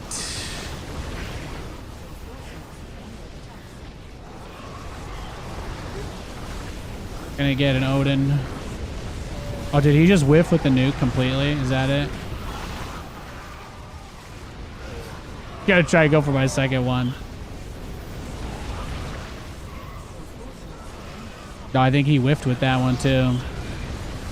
That's brutal. I don't think there's anything we can really do here at this point, right? I think we're cooked. I think we're cooked.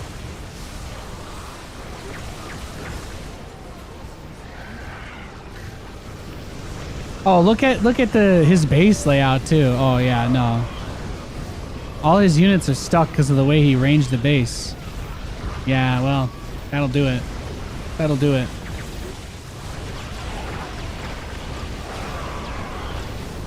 It's Ogre, man. It's Ogre. I should have switched to Terran. You don't get money back from salvaging in this mode, so if you go one way, you can't really change directions. But I think we are cooked. I think we are cooked. Let me see if there's another lobby of this open.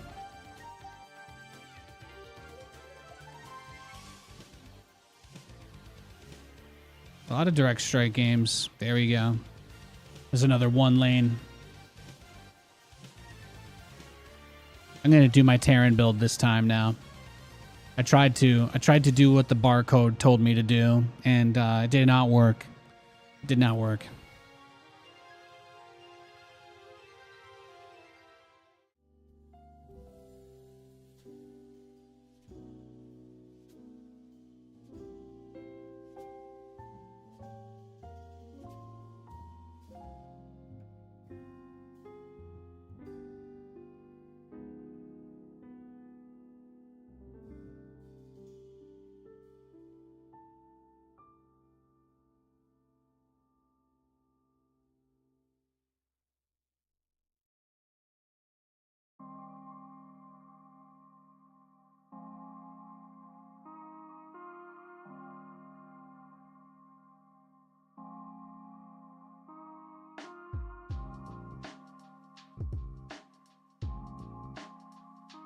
Let's go. Let's get it.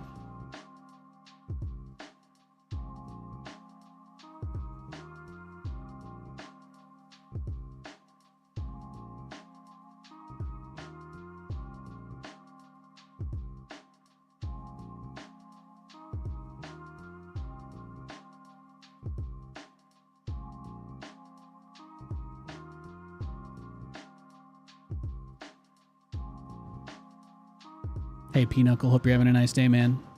But yeah, you spend your resources, that increases your income, and then you also get income for them killing. You also get income for destroying units.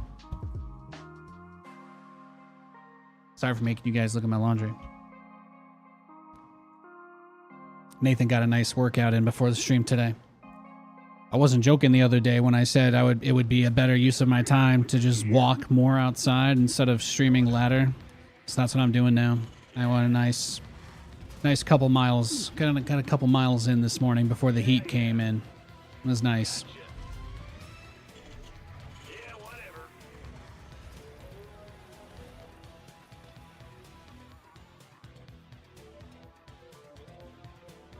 Uh-oh. Fisher Price. Yeah. Tenmu CPU?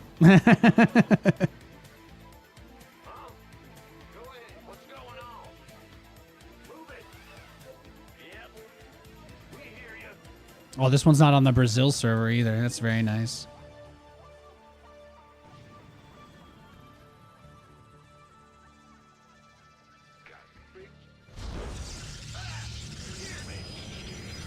And these are the old Reapers that do 9 damage versus light, so they're really good at the start.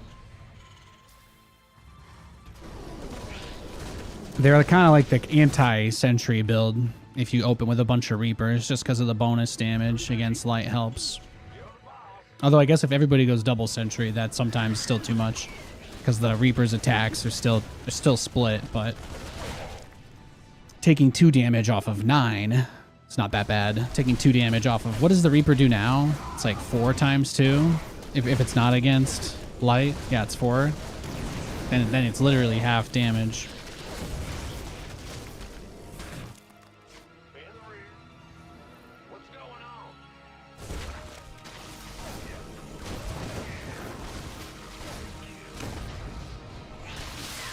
Yeah, running's nice. Running's nice. It went from really cold to really hot out here. It's been, I think today's been a little easier though, actually. Let me see. Today, right now it's 80 degrees, and that's yeah. So today, right now I'm at the high, so it's at 80 degrees right now. Yesterday it was 90, so a whole 10-degree difference in just one day is quite nice. It's the high is supposed to be 80 for the rest of the week, so that's really, really nice. But when it was getting up to like 90, it was like, oh my god. That just never feels good. Never feels good. Especially, you know, I live somewhere humid too, so it's like, yeah.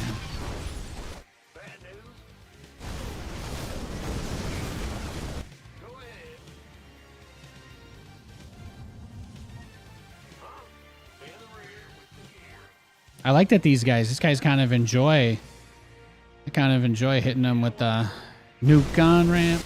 Bruh.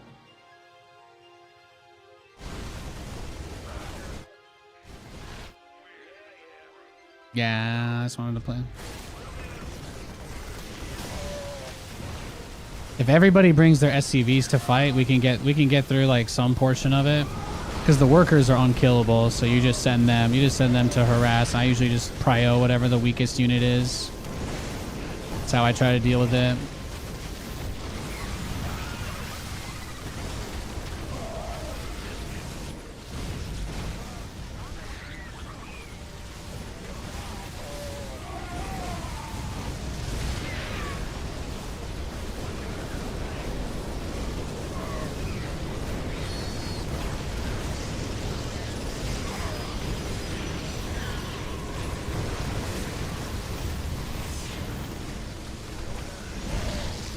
You don't really get like giga punished until they're killing buildings. So as long as they're not able to actually kill any buildings and we can turn it around, then we're fine. It's a key aspect of the strat we're doing. Because what I want to do is not have to. If we don't spend anything, then it becomes so much easier for me to. Yeah, we are actually turning this around too. It's a really nice thing. Let me pop the barrier on the immortal. Oh, that guy just quit? They just bailed on us? That's unfortunate. We literally defended it and then the guy rage quit. Are you kidding me? Are you kidding me right now?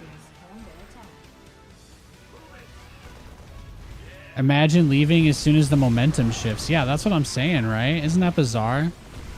You just picked up Persona 5 in the Steam sale. You're a fan of that game, right? I might have to try and play it before Stormgate comes out. Yeah, my first time playing Persona 5, it took me about 120 hours to complete the game with the best ending. So it's gonna take you some time, but it's a good game. It's a very good game. Yeah, I just assume they're mentally weak, but we'll see what we can do. And I didn't game over very many times in my run because I've played a lot of Persona games before. I was good at the game, so I just kind of went through. I did everything I could, reached the end, 120 hours. But I did not really redo that many boss fights. I one-shot most of them, so I played on hard mode. Great game though, fantastic game. Love all the Persona games. Well, the modern ones anyway. There's no modern version of Persona 1 or 2, but those games are like about vastly different things, so. I still have to get back on. I have to get back on Persona 3. I have Persona 3 remake. One of these days, like, I want to do, and you know, if we're doing chill streams like this is pretty nice, but like some days I'm going to probably not stream every day before Stormgate drops cuz again, I'm taking most of this as like mental health time. So I need to set aside time to just play that instead of streaming one of these days and just play Persona all day. That's what I want to do. You were there in 2017 when you streamed P5. Yeah, it was great. It was a good time. It was fun.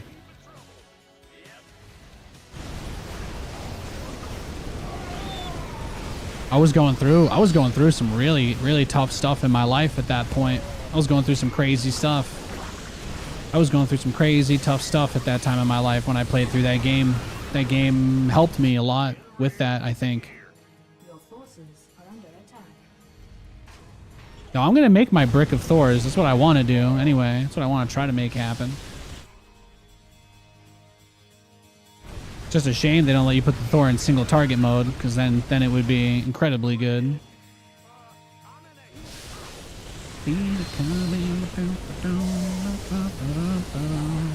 We don't need them anyway. No, we don't. You get buffs when your teammates drop in this kind of situation. I think you get their stuff, too. It gets, like, spread out among you. Yeah, so. Now we just have more units.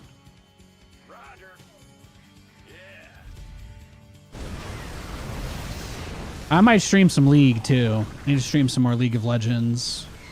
I realize StarCraft people don't hate League anymore because they're all just fanboys of Raynor. So now that he plays it all the time, it's not taboo to mention it anymore.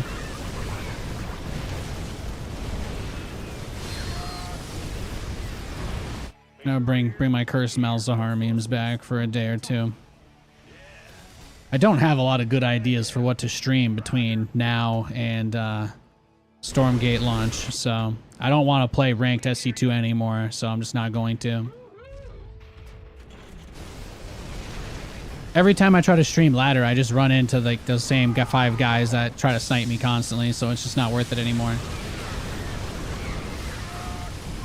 I'll try to think of some more fun stuff to do between now and then, but it's gonna be it's a long 20 days. It's a long 20 days we're waiting, huh? A long 20 days.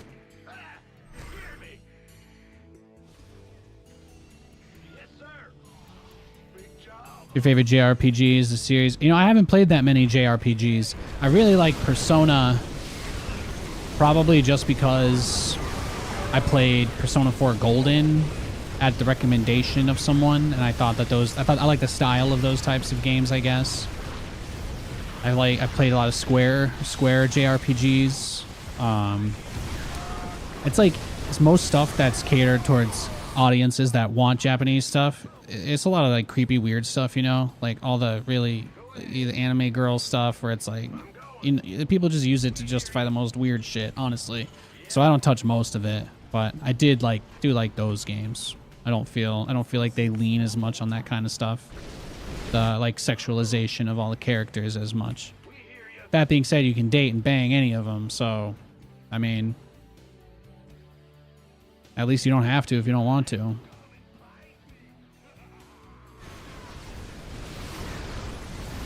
All my Thors get caught on like the one guy there, huh?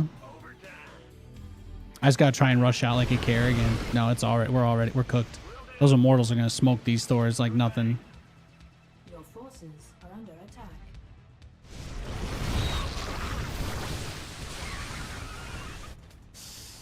Well, maybe with the nuke we can turn it around and get the brick going. Maybe with the nuke we turn it around, we get the brick. Everything's fine. Everything's fine. It's okay because I said it's okay.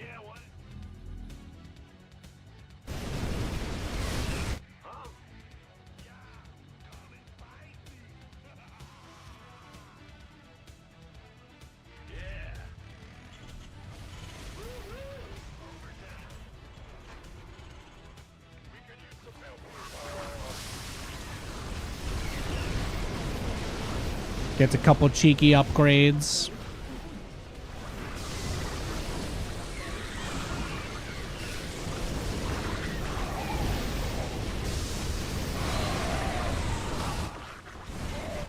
Your forces are under attack. I mean, this either turns it a little bit, so we either get one more push here, or they break through us again and we lose. But I'm trying to lean into some like cheesily fast upgrades and see if I can do anything here, just a smidge anyway. If we can slow push this the way back though, then there's pretty good opportunity. At this point, we just kind of let that Benpai sit, and we are going to rush for the hero. But look at this. We're actually getting a little bit of a stack going. This is what I'm talking about. That's what I'm talking about. Your friend was trying out Perfect Dark. Oh, nice, nice. Looks like StarCraft. Hey, Tim.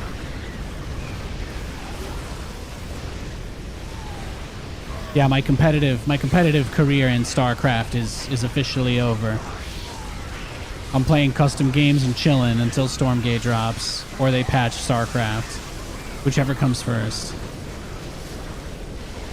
If they do anything to get players back, I promise I'll come back and play this and stream it and all that.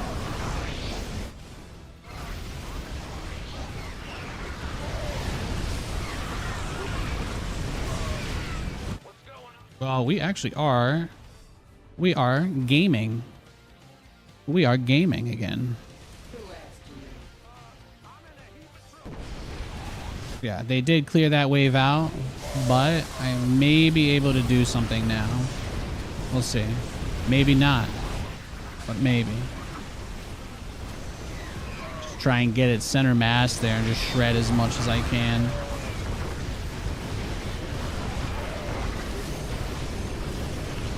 Yeah, just target down his immortals with Kerrigan is really the play, I think. Force him into the superstorm thing.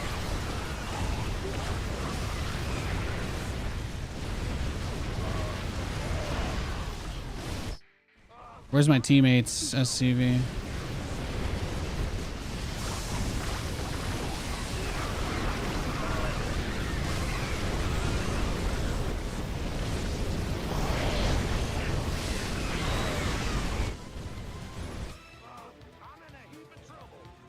Your forces are under attack.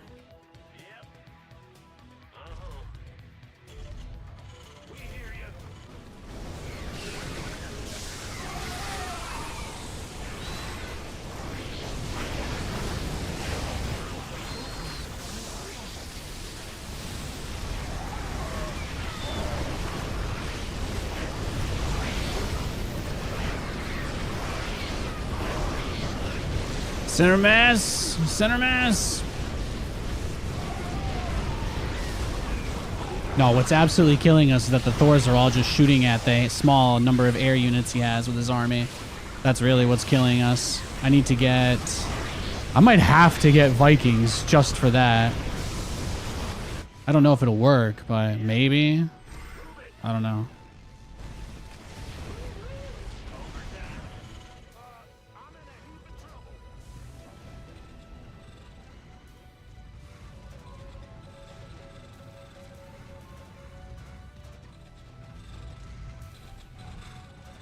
Well, that's unfortunate, but it does happen.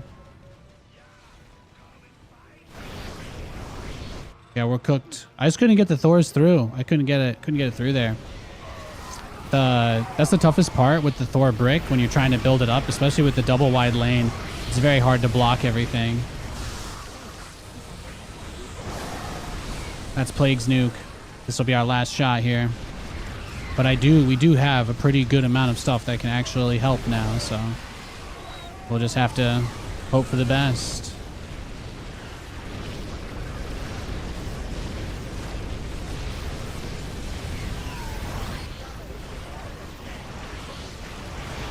I can get another hero soon. Not that that's going to do me too much.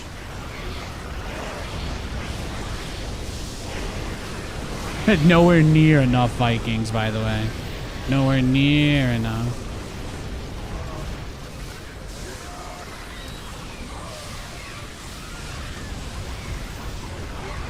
Oh, those time warps, too. Yeah, it's brutal.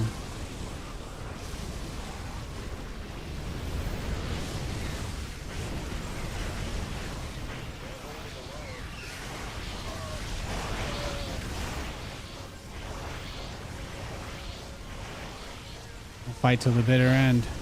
But this'll do it. This'll probably end us here. Once he starts killing these anyway, it's definitely over. You get a big bonus for killing the enemy buildings, so that will break us when these drop. Yeah, I was hoping this little wave coming out would be enough, but it just turned into too much.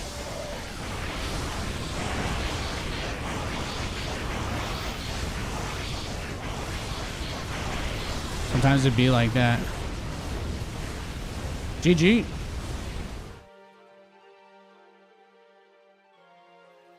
If you're gonna apologize for losing in a custom game, you don't have to join. If you're here to have a good time, you don't need to say anything else. I love you. I do not care. If somebody threatens to murder me and my family over losing a game of Nexus Wars, I will laugh in their face, and that's what I will do. You don't have to worry about anything.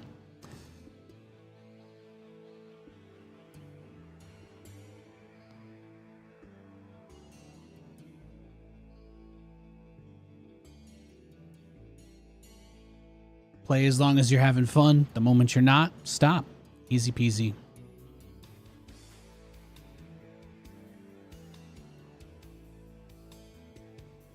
I promise you, though, if you ever do something to bother me, I'm me. I'm gonna tell you.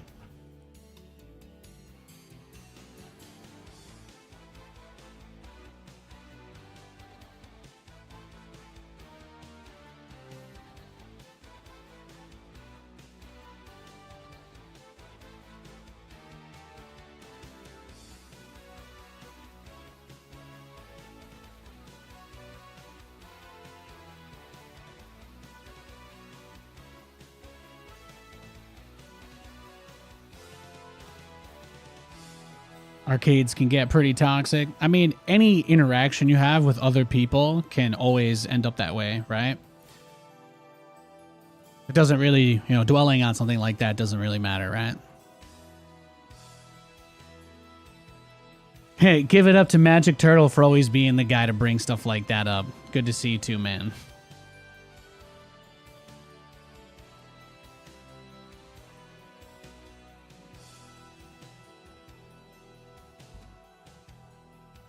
Dyson.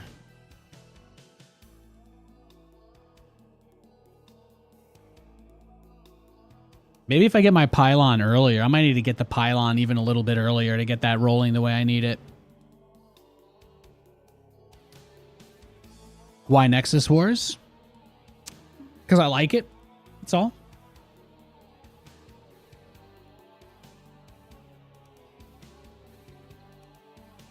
We played a couple games of Direct Strike already. If you guys want, I can do another Direct Strike after this. I just haven't played Nexus Wars in a little bit. That's all.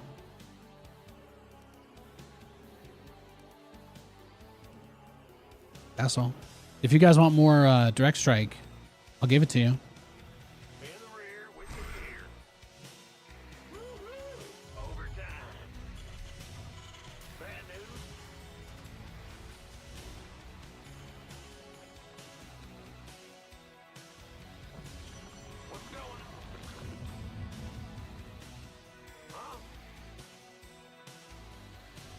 I'm in my StarCraft retirement, so I can do whatever I feel like. So I'm just going to try all sorts of different random custom games. Sometimes I played a new one today. I tried a new one today that I didn't even really like, but I still tried it, and that was like kind of cool, Like I opened it and checked it out and loaded into it. Saw that I didn't like it. Another guy rage quit, so I didn't have to play it, which was like, thank God, But I'm going to try all sorts of random stuff. I'm just going to open up random games that I see lobbies for and shit like that. That's what I'm going to do.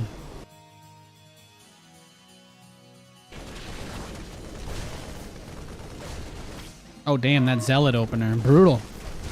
The Zealot Sentry opener. That's a strong one. Is Parasite or whatever still a thing? Yeah, maybe. I don't know.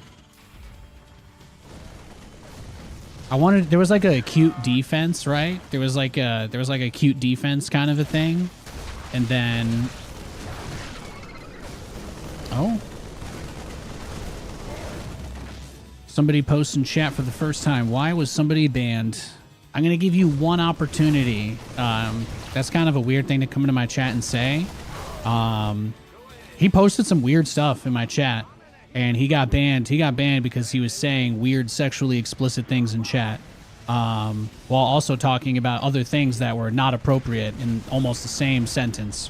So that's why he got banned. And if he'd like to appeal his ban, he can do so via the Twitch automated ban appeal process, but I don't appreciate anybody making weird, inappropriate jokes in my chat like that. I'm sure it wasn't serious, and when he sees what he got banned for, or logs in, or sees his last message, he'll understand. Maybe he was drunk or something, but yeah. My moderators reviewed their previous messages as well, and there was not much exonerating evidence there, unfortunately.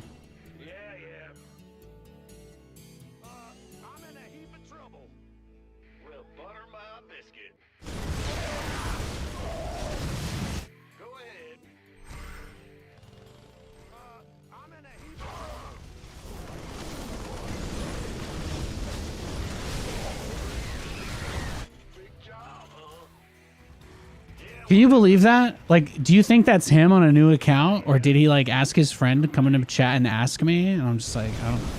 Stuff like that's always been one of the weirdest parts of streaming, is like, how do you deal with some person who just comes in and acts like super oblivious about doing something dumb, but they do it in a public way, right? They have to post it in chat so everybody can see it, you know?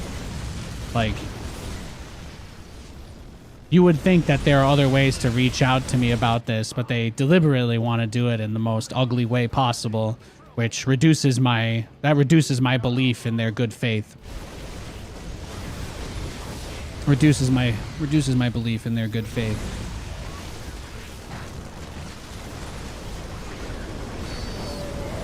I have approved 100% of ban requests where the person says, "I'm sorry, I won't do it again." I'm not going to pretend all my rules have always been fair, but if you're not out to mess with me, I'll always forgive you. I'm an easy mark because of that. It's one of my fatal flaws. I'm a big fan of redemption arcs.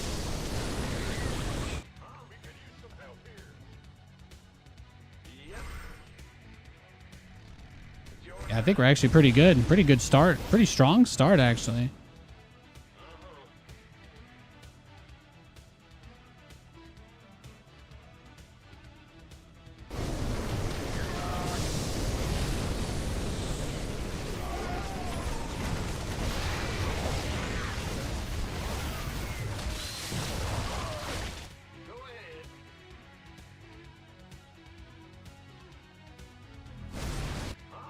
Oh, his medevac got all the way in the back, kind of baited the units. I like that.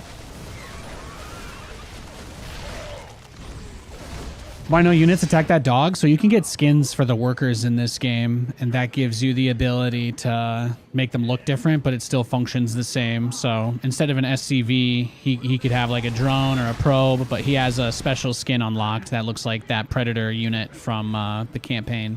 That's why he has that. So if I played this enough or had enough level ups or whatever it is you have to do to unlock it wins, maybe the game would let me change to things like, I think the mothership is one too. There's quite a few. There's quite a few.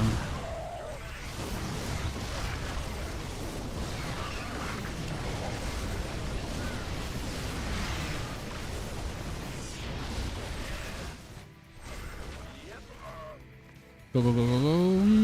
Ba-da-da-ba-ba-ba-ba.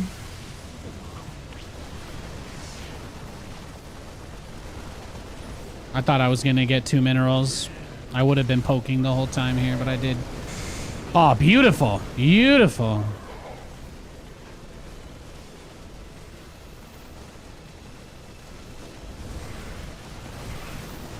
The man asks and you just do it. Rip. That is tough. Well, this game is over.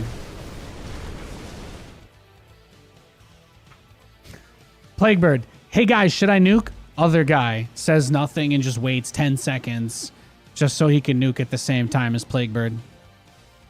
Disappointing, guys. Disappointing. I expect more. I expect more from you.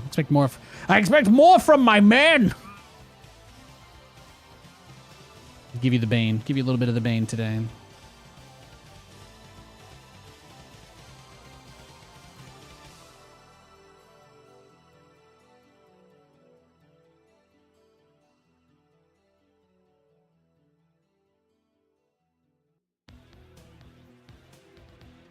Oh, I don't blame you at all, Plaguebird. You asked. You did the one thing. You did the one thing the other guy was incapable of doing. You communicated. I mean, you know, a lot of people that play games are guys, so they feel like if they ask a question or, you know, endear themselves to another person, they're like emasculating themselves, so people never want to communicate, but it's actually a sign of like higher thinking capabilities as well when you communicate with other people, because they can help you, you know? That's what smart people do. They talk. Smart people talk to each other so that they don't make dumb mistakes by getting inside their own head.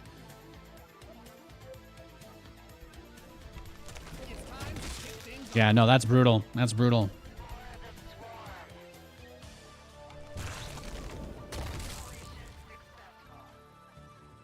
I don't want Let's go. I got another. You guys wanted more Direct Strike, so I'm going to play a game of Direct Strike, and then I'm going to play another game of Nexus Wars or something like that. Or maybe I'll just end the stream after this game. I think that'll get us where I want to be. I didn't want to stream super long today. I'm trying to be nice to Nathan. I'm only here as long as I want to be here, and I did end up having some fun today, so thank you for coming and hanging out with me. No, it is not fun to try and queue up ladder and pretend like the game is fair when I get sniped a bunch and every other game is some dude, some barcode guy who's playing unranked for his first game of the month against me. Just can't do that anymore. It's over, baby. It's over. Cooldown speed and attack speed. Is that what I want? What cooldowns do I have for Stukov? Not many. I guess we just take the plus 30 HP so my zombies are harder to kill. That seems like a good move. Oh, we're against another Stukov too. Well, this will get messy very fast. We're against another Stukov.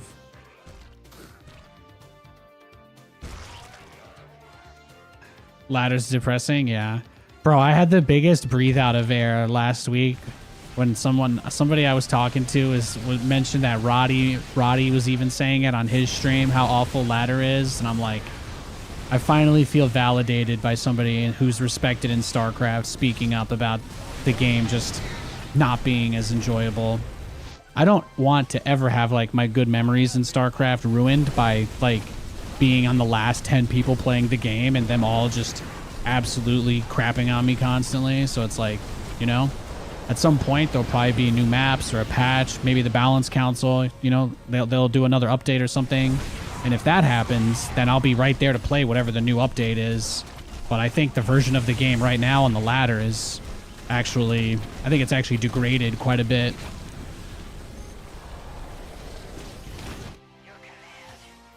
And that could just be people leaving because they're getting ready for the other games that are coming out too. So you can't even necessarily blame it on any one thing.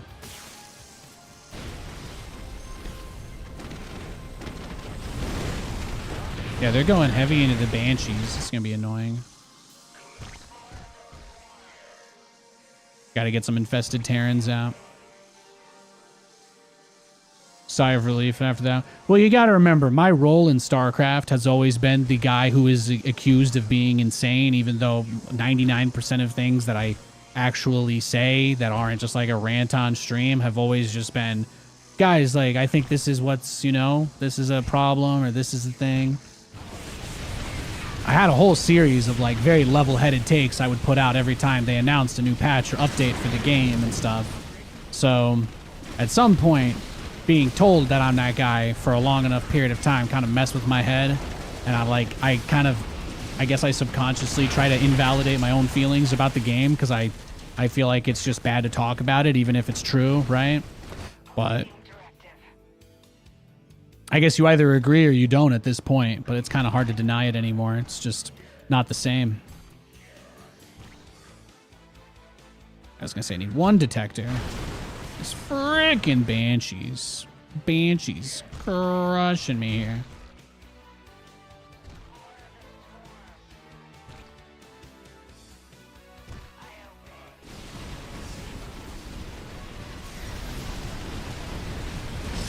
No, I think the last stream I did where I tried to play 1v1, that was the one that almost, I think almost every single game I queued, I was getting put versus people that were like deliberately trying to match me, you know?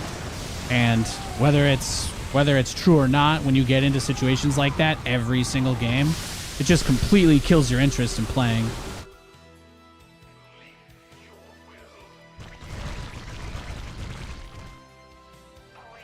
I guess it wouldn't happen as much if there were more people on, right? That's just a natural... It's a natural direction for that to go.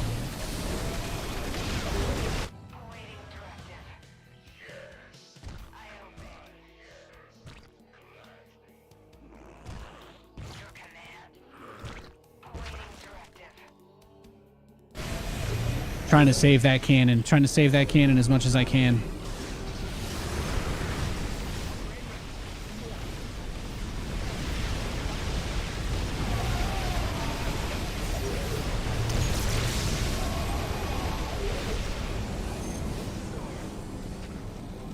Most of your interest in Stormgate is to watch how the community shifts, what talk shows revive, try to catch the wave. Will there be new blood? Does SC2 get patches to try to stay relevant? Yeah, I mean, you got to keep in mind, most of us who are going into Stormgate and these other games, like, a big reason that we're doing it is because obviously there's less people watching and supporting in StarCraft as well. So, you know, the coolest thing to me is that it is a huge opportunity to try and change the culture a little bit. And in StarCraft, I always kind of held this dual persona where I tried to be really funny and edgy on my stream because that did very well and it made a lot of money. But what you guys know, whenever I did tournaments or casts or I was on talk shows, I was always very respectful. I always went out of my way to always try and be as courteous as I possibly could in my discourse and in the way that I treated anybody I ever interviewed. You know, I would never try to put anybody on the spot. I never tried to hurt anybody, right? But I think that dual nature of it really made it difficult to try and get points across or at least be a helpful person, right? So that's something that for me has changed completely. Like every aspect of how I handle myself on my stream has completely changed since I was relevant in StarCraft. So for me, it's just very exciting that I can try to get to be a part of this better community that I want to see, you know? It's not just about hoping that people who play RTS can be better than StarCraft people gatekeeping and hating on each other, but I want to be better too, right? I don't get that opportunity, and I'll never have another chance in StarCraft because it's over. So, you know, it's the best opportunity that I'm gonna get is to go on to something new and just do so much better than I did before. That I can have something that lasts longer than what I did in StarCraft. That's what gets me excited about it. That's a big part about what gets me excited.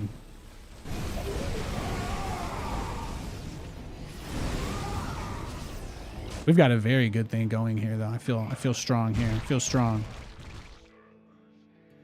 Just keep spawning the zombies. Just keep spawning zombies. That's the play.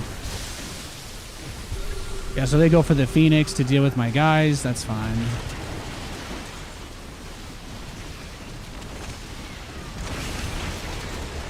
Yeah, so he's just sending... I don't really have a good stable detection as SC2 so that will always be a kind of difficult thing. There's not a lot of anti-air options you really get, but maybe if I put like one infested liberator, if I put one infested liberator in, maybe that'll be enough to just stall, buy a little time.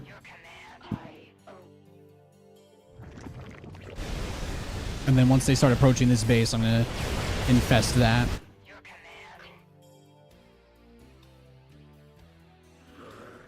Save my scan too here. This could be a crucial moment.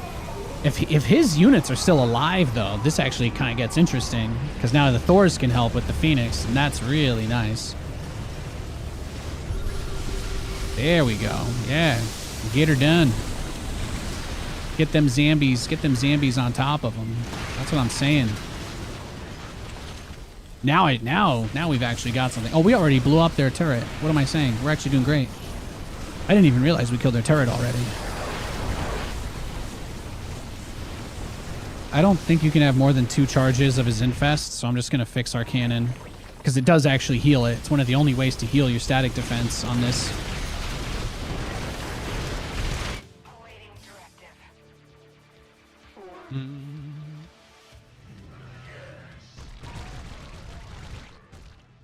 No, my mass zombie strategy is not at any point going to stop. Why do you ask? Ooh, look at these wraiths. Look at him go. He's balling. He's balling. Mirage, the Mirage from Carax, that's the Phoenix type that it is. It has an ability that it can actually dodge or like receive no damage for a short duration when it's in combat. So it's a very powerful unit because it can really stall out. But his wraiths are kind of equally scaled, I guess you could say, in the other direction. So it's very powerful there too. Yeah, I like my mass zombie strategy exactly.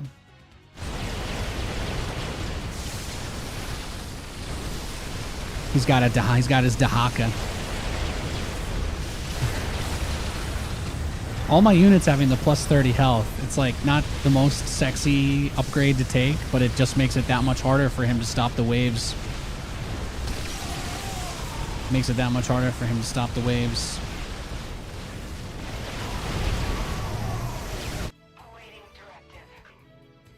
Let's go tier 3, baby. Punch it.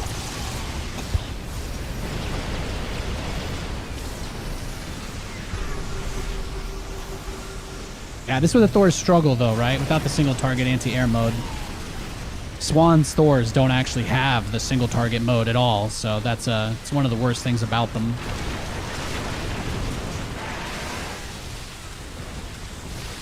Trying to corrupt his base and see if I can push through with Zambi.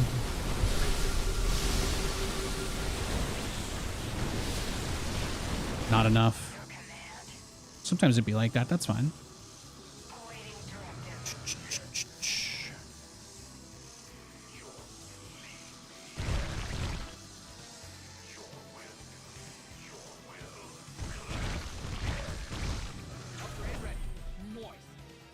Let's get the 3-3 upgrades. Get the full upgrades.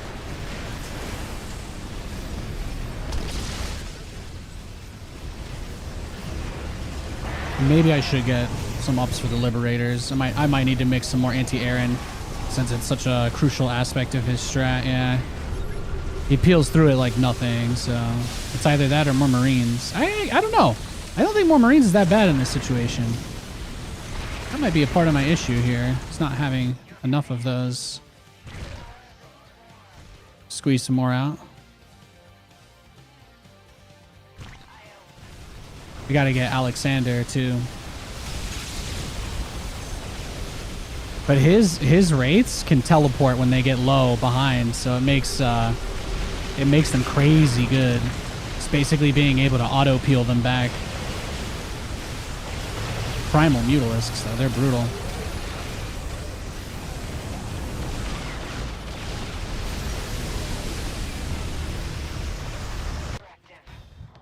We just go for the big, held together by duct tape and tentacles. Oh, well, yeah, that's sounds about right.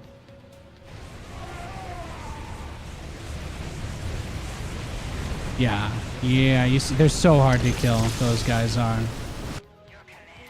And the Phoenix killed the Liberator before it could even fire, so that's just... We're going in, I guess. I guess we're going in.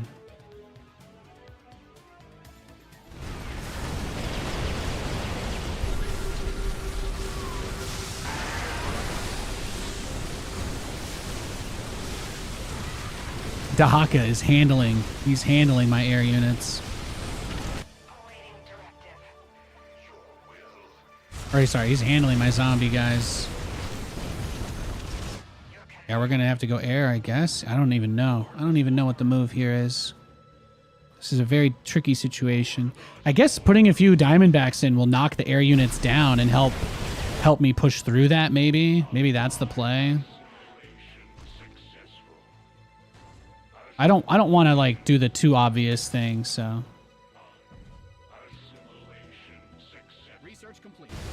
See if we can bring some of his dudes down.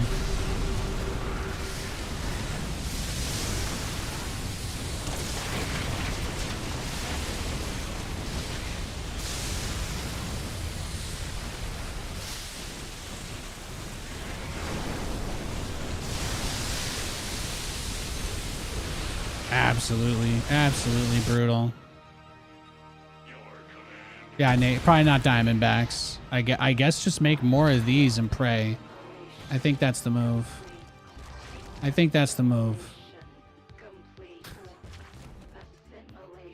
I don't have a lot of good things to say about this situation. Their strategy is doing very well. I don't feel like I have a lot I can contribute here. I've got a lot of mass, but if Dahaka cleans up all the ground units and then his air units are still kind of a huge threat, that does not help. The only thing I can say is that these Liberators are supposed to be really good, so like you kind of want to hope, but... And the splash here is nice, but I'm going to need a lot. I'm going to need a lot more. The other problem, too, is I think I'm the only one scanning. Or the scan cooldown is ruining us, but they just have a crazy amount of cloak units as well. Which is not helping our case. And we still haven't even lost our photon cannon, mind you. Yeah, he has attack speed on the Thors.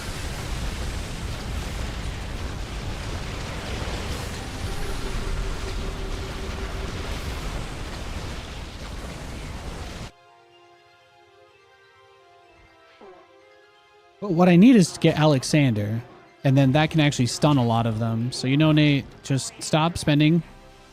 And if you were going to get rid of something here, what would it be? The Marines are doing a decent amount. The regular zombies, I don't want to get rid of those. Then suffer. Let's see if we can push through this. We got a few more Liberators mixed in here now, +2.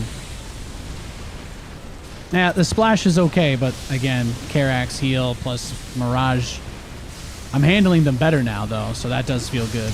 This is one of the first times we've cleanly pushed through.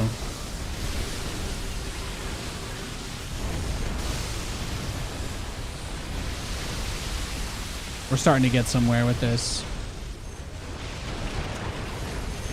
What's my FPS? We're at 66, 65. Dip into about 48, 50, 72, 57, 52, 55, 49, 41. Yeah, it's intense. There's a lot happening. Gonna throw you another scan because I'm a generous guy. Those creeper hosts, though. We've got a good game of Direct Strike here, don't we? Once I get my giant tentacle monster battlecruiser, I think we can start to turn here. We can start to turn things around.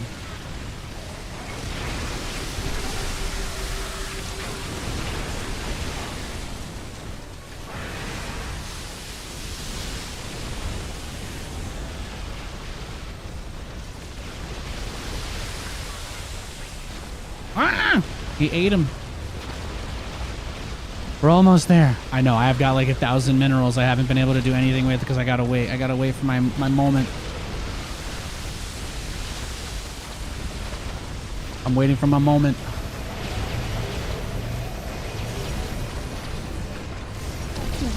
And the pooch is laying down next to me. I love him. And you, I want it all.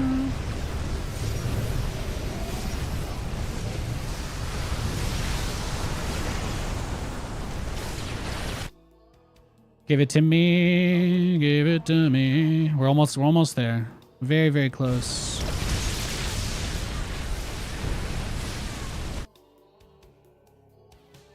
I think I did a somewhat decent job this game. It was not easy though. It's been tough. They raised the cost on crash landing ability. Yeah, we're gonna get that, of course.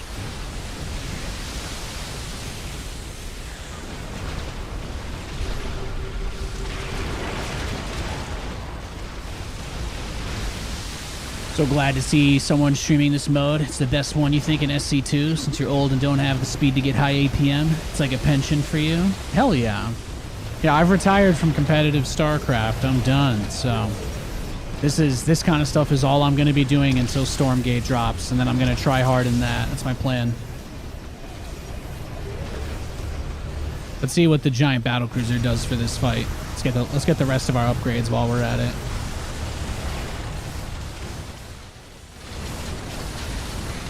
Yeah, see, it stuns and pulls in a bunch of them too. That's what I didn't really think about. That's a very big reason to like them. That stun is brutal.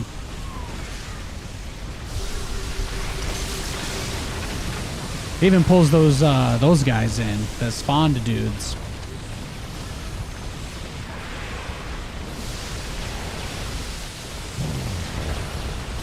Look at that.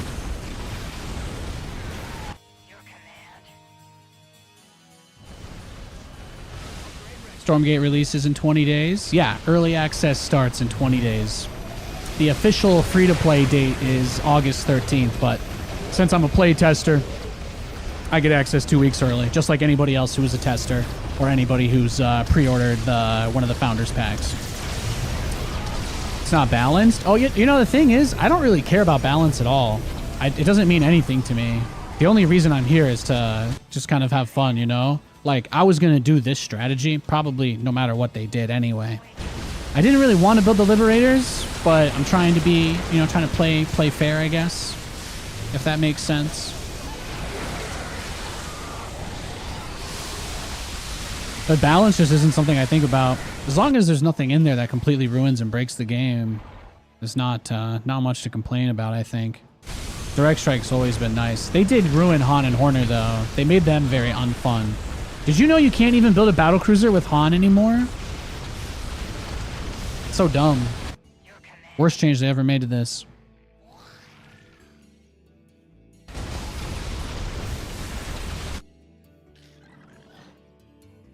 Let's see. I kind of do want to get a queen. We could get an Apocalypse too, which would be that's the anti Dahaka you're looking for, Nate, right there.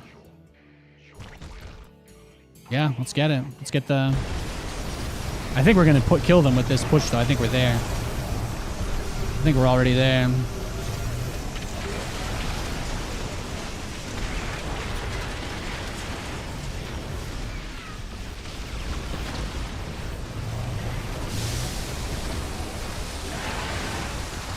GG, well played. Yeah, we did it, Reddit. We are there. And my giant tentacle monster battlecruiser was there for it, too. Incredible.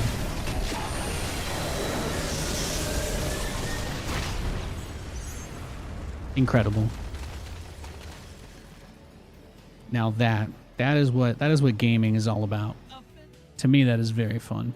Yeah, and I think the other thing too, the thing about Direct Strike that makes it such a fun game to play is that even if you do have a bad game or you play like the weekly and you don't like it, you can just play Commanders. And if you don't like playing Commanders, then you can play regular. And if you're kind of feeling like you just want to do something weird, you could try to play Gear, you know? There's so many different modes in Direct Strike that I think it makes it really nice. I think it makes it really nice. So like, you know, when I think about playing 1v1 on the ladder, right? It's like, what is really frustrating about it is you don't really have any control over what happens at all in terms of what your opponent is, right? So you're kind of at the mercy of how they want to play versus how you want to play. But there's not really like any way to mix it up. There's no like lighthearted mode. There's no like queue where you have a couple extra units. There's no queue where you have like the Brood War units as options or something. If they had something like that where they kind of loosened it up, more Direct Strike-esque, and just kind of tried to make an enjoyable like sandbox kind of PvP mode, I would really like that.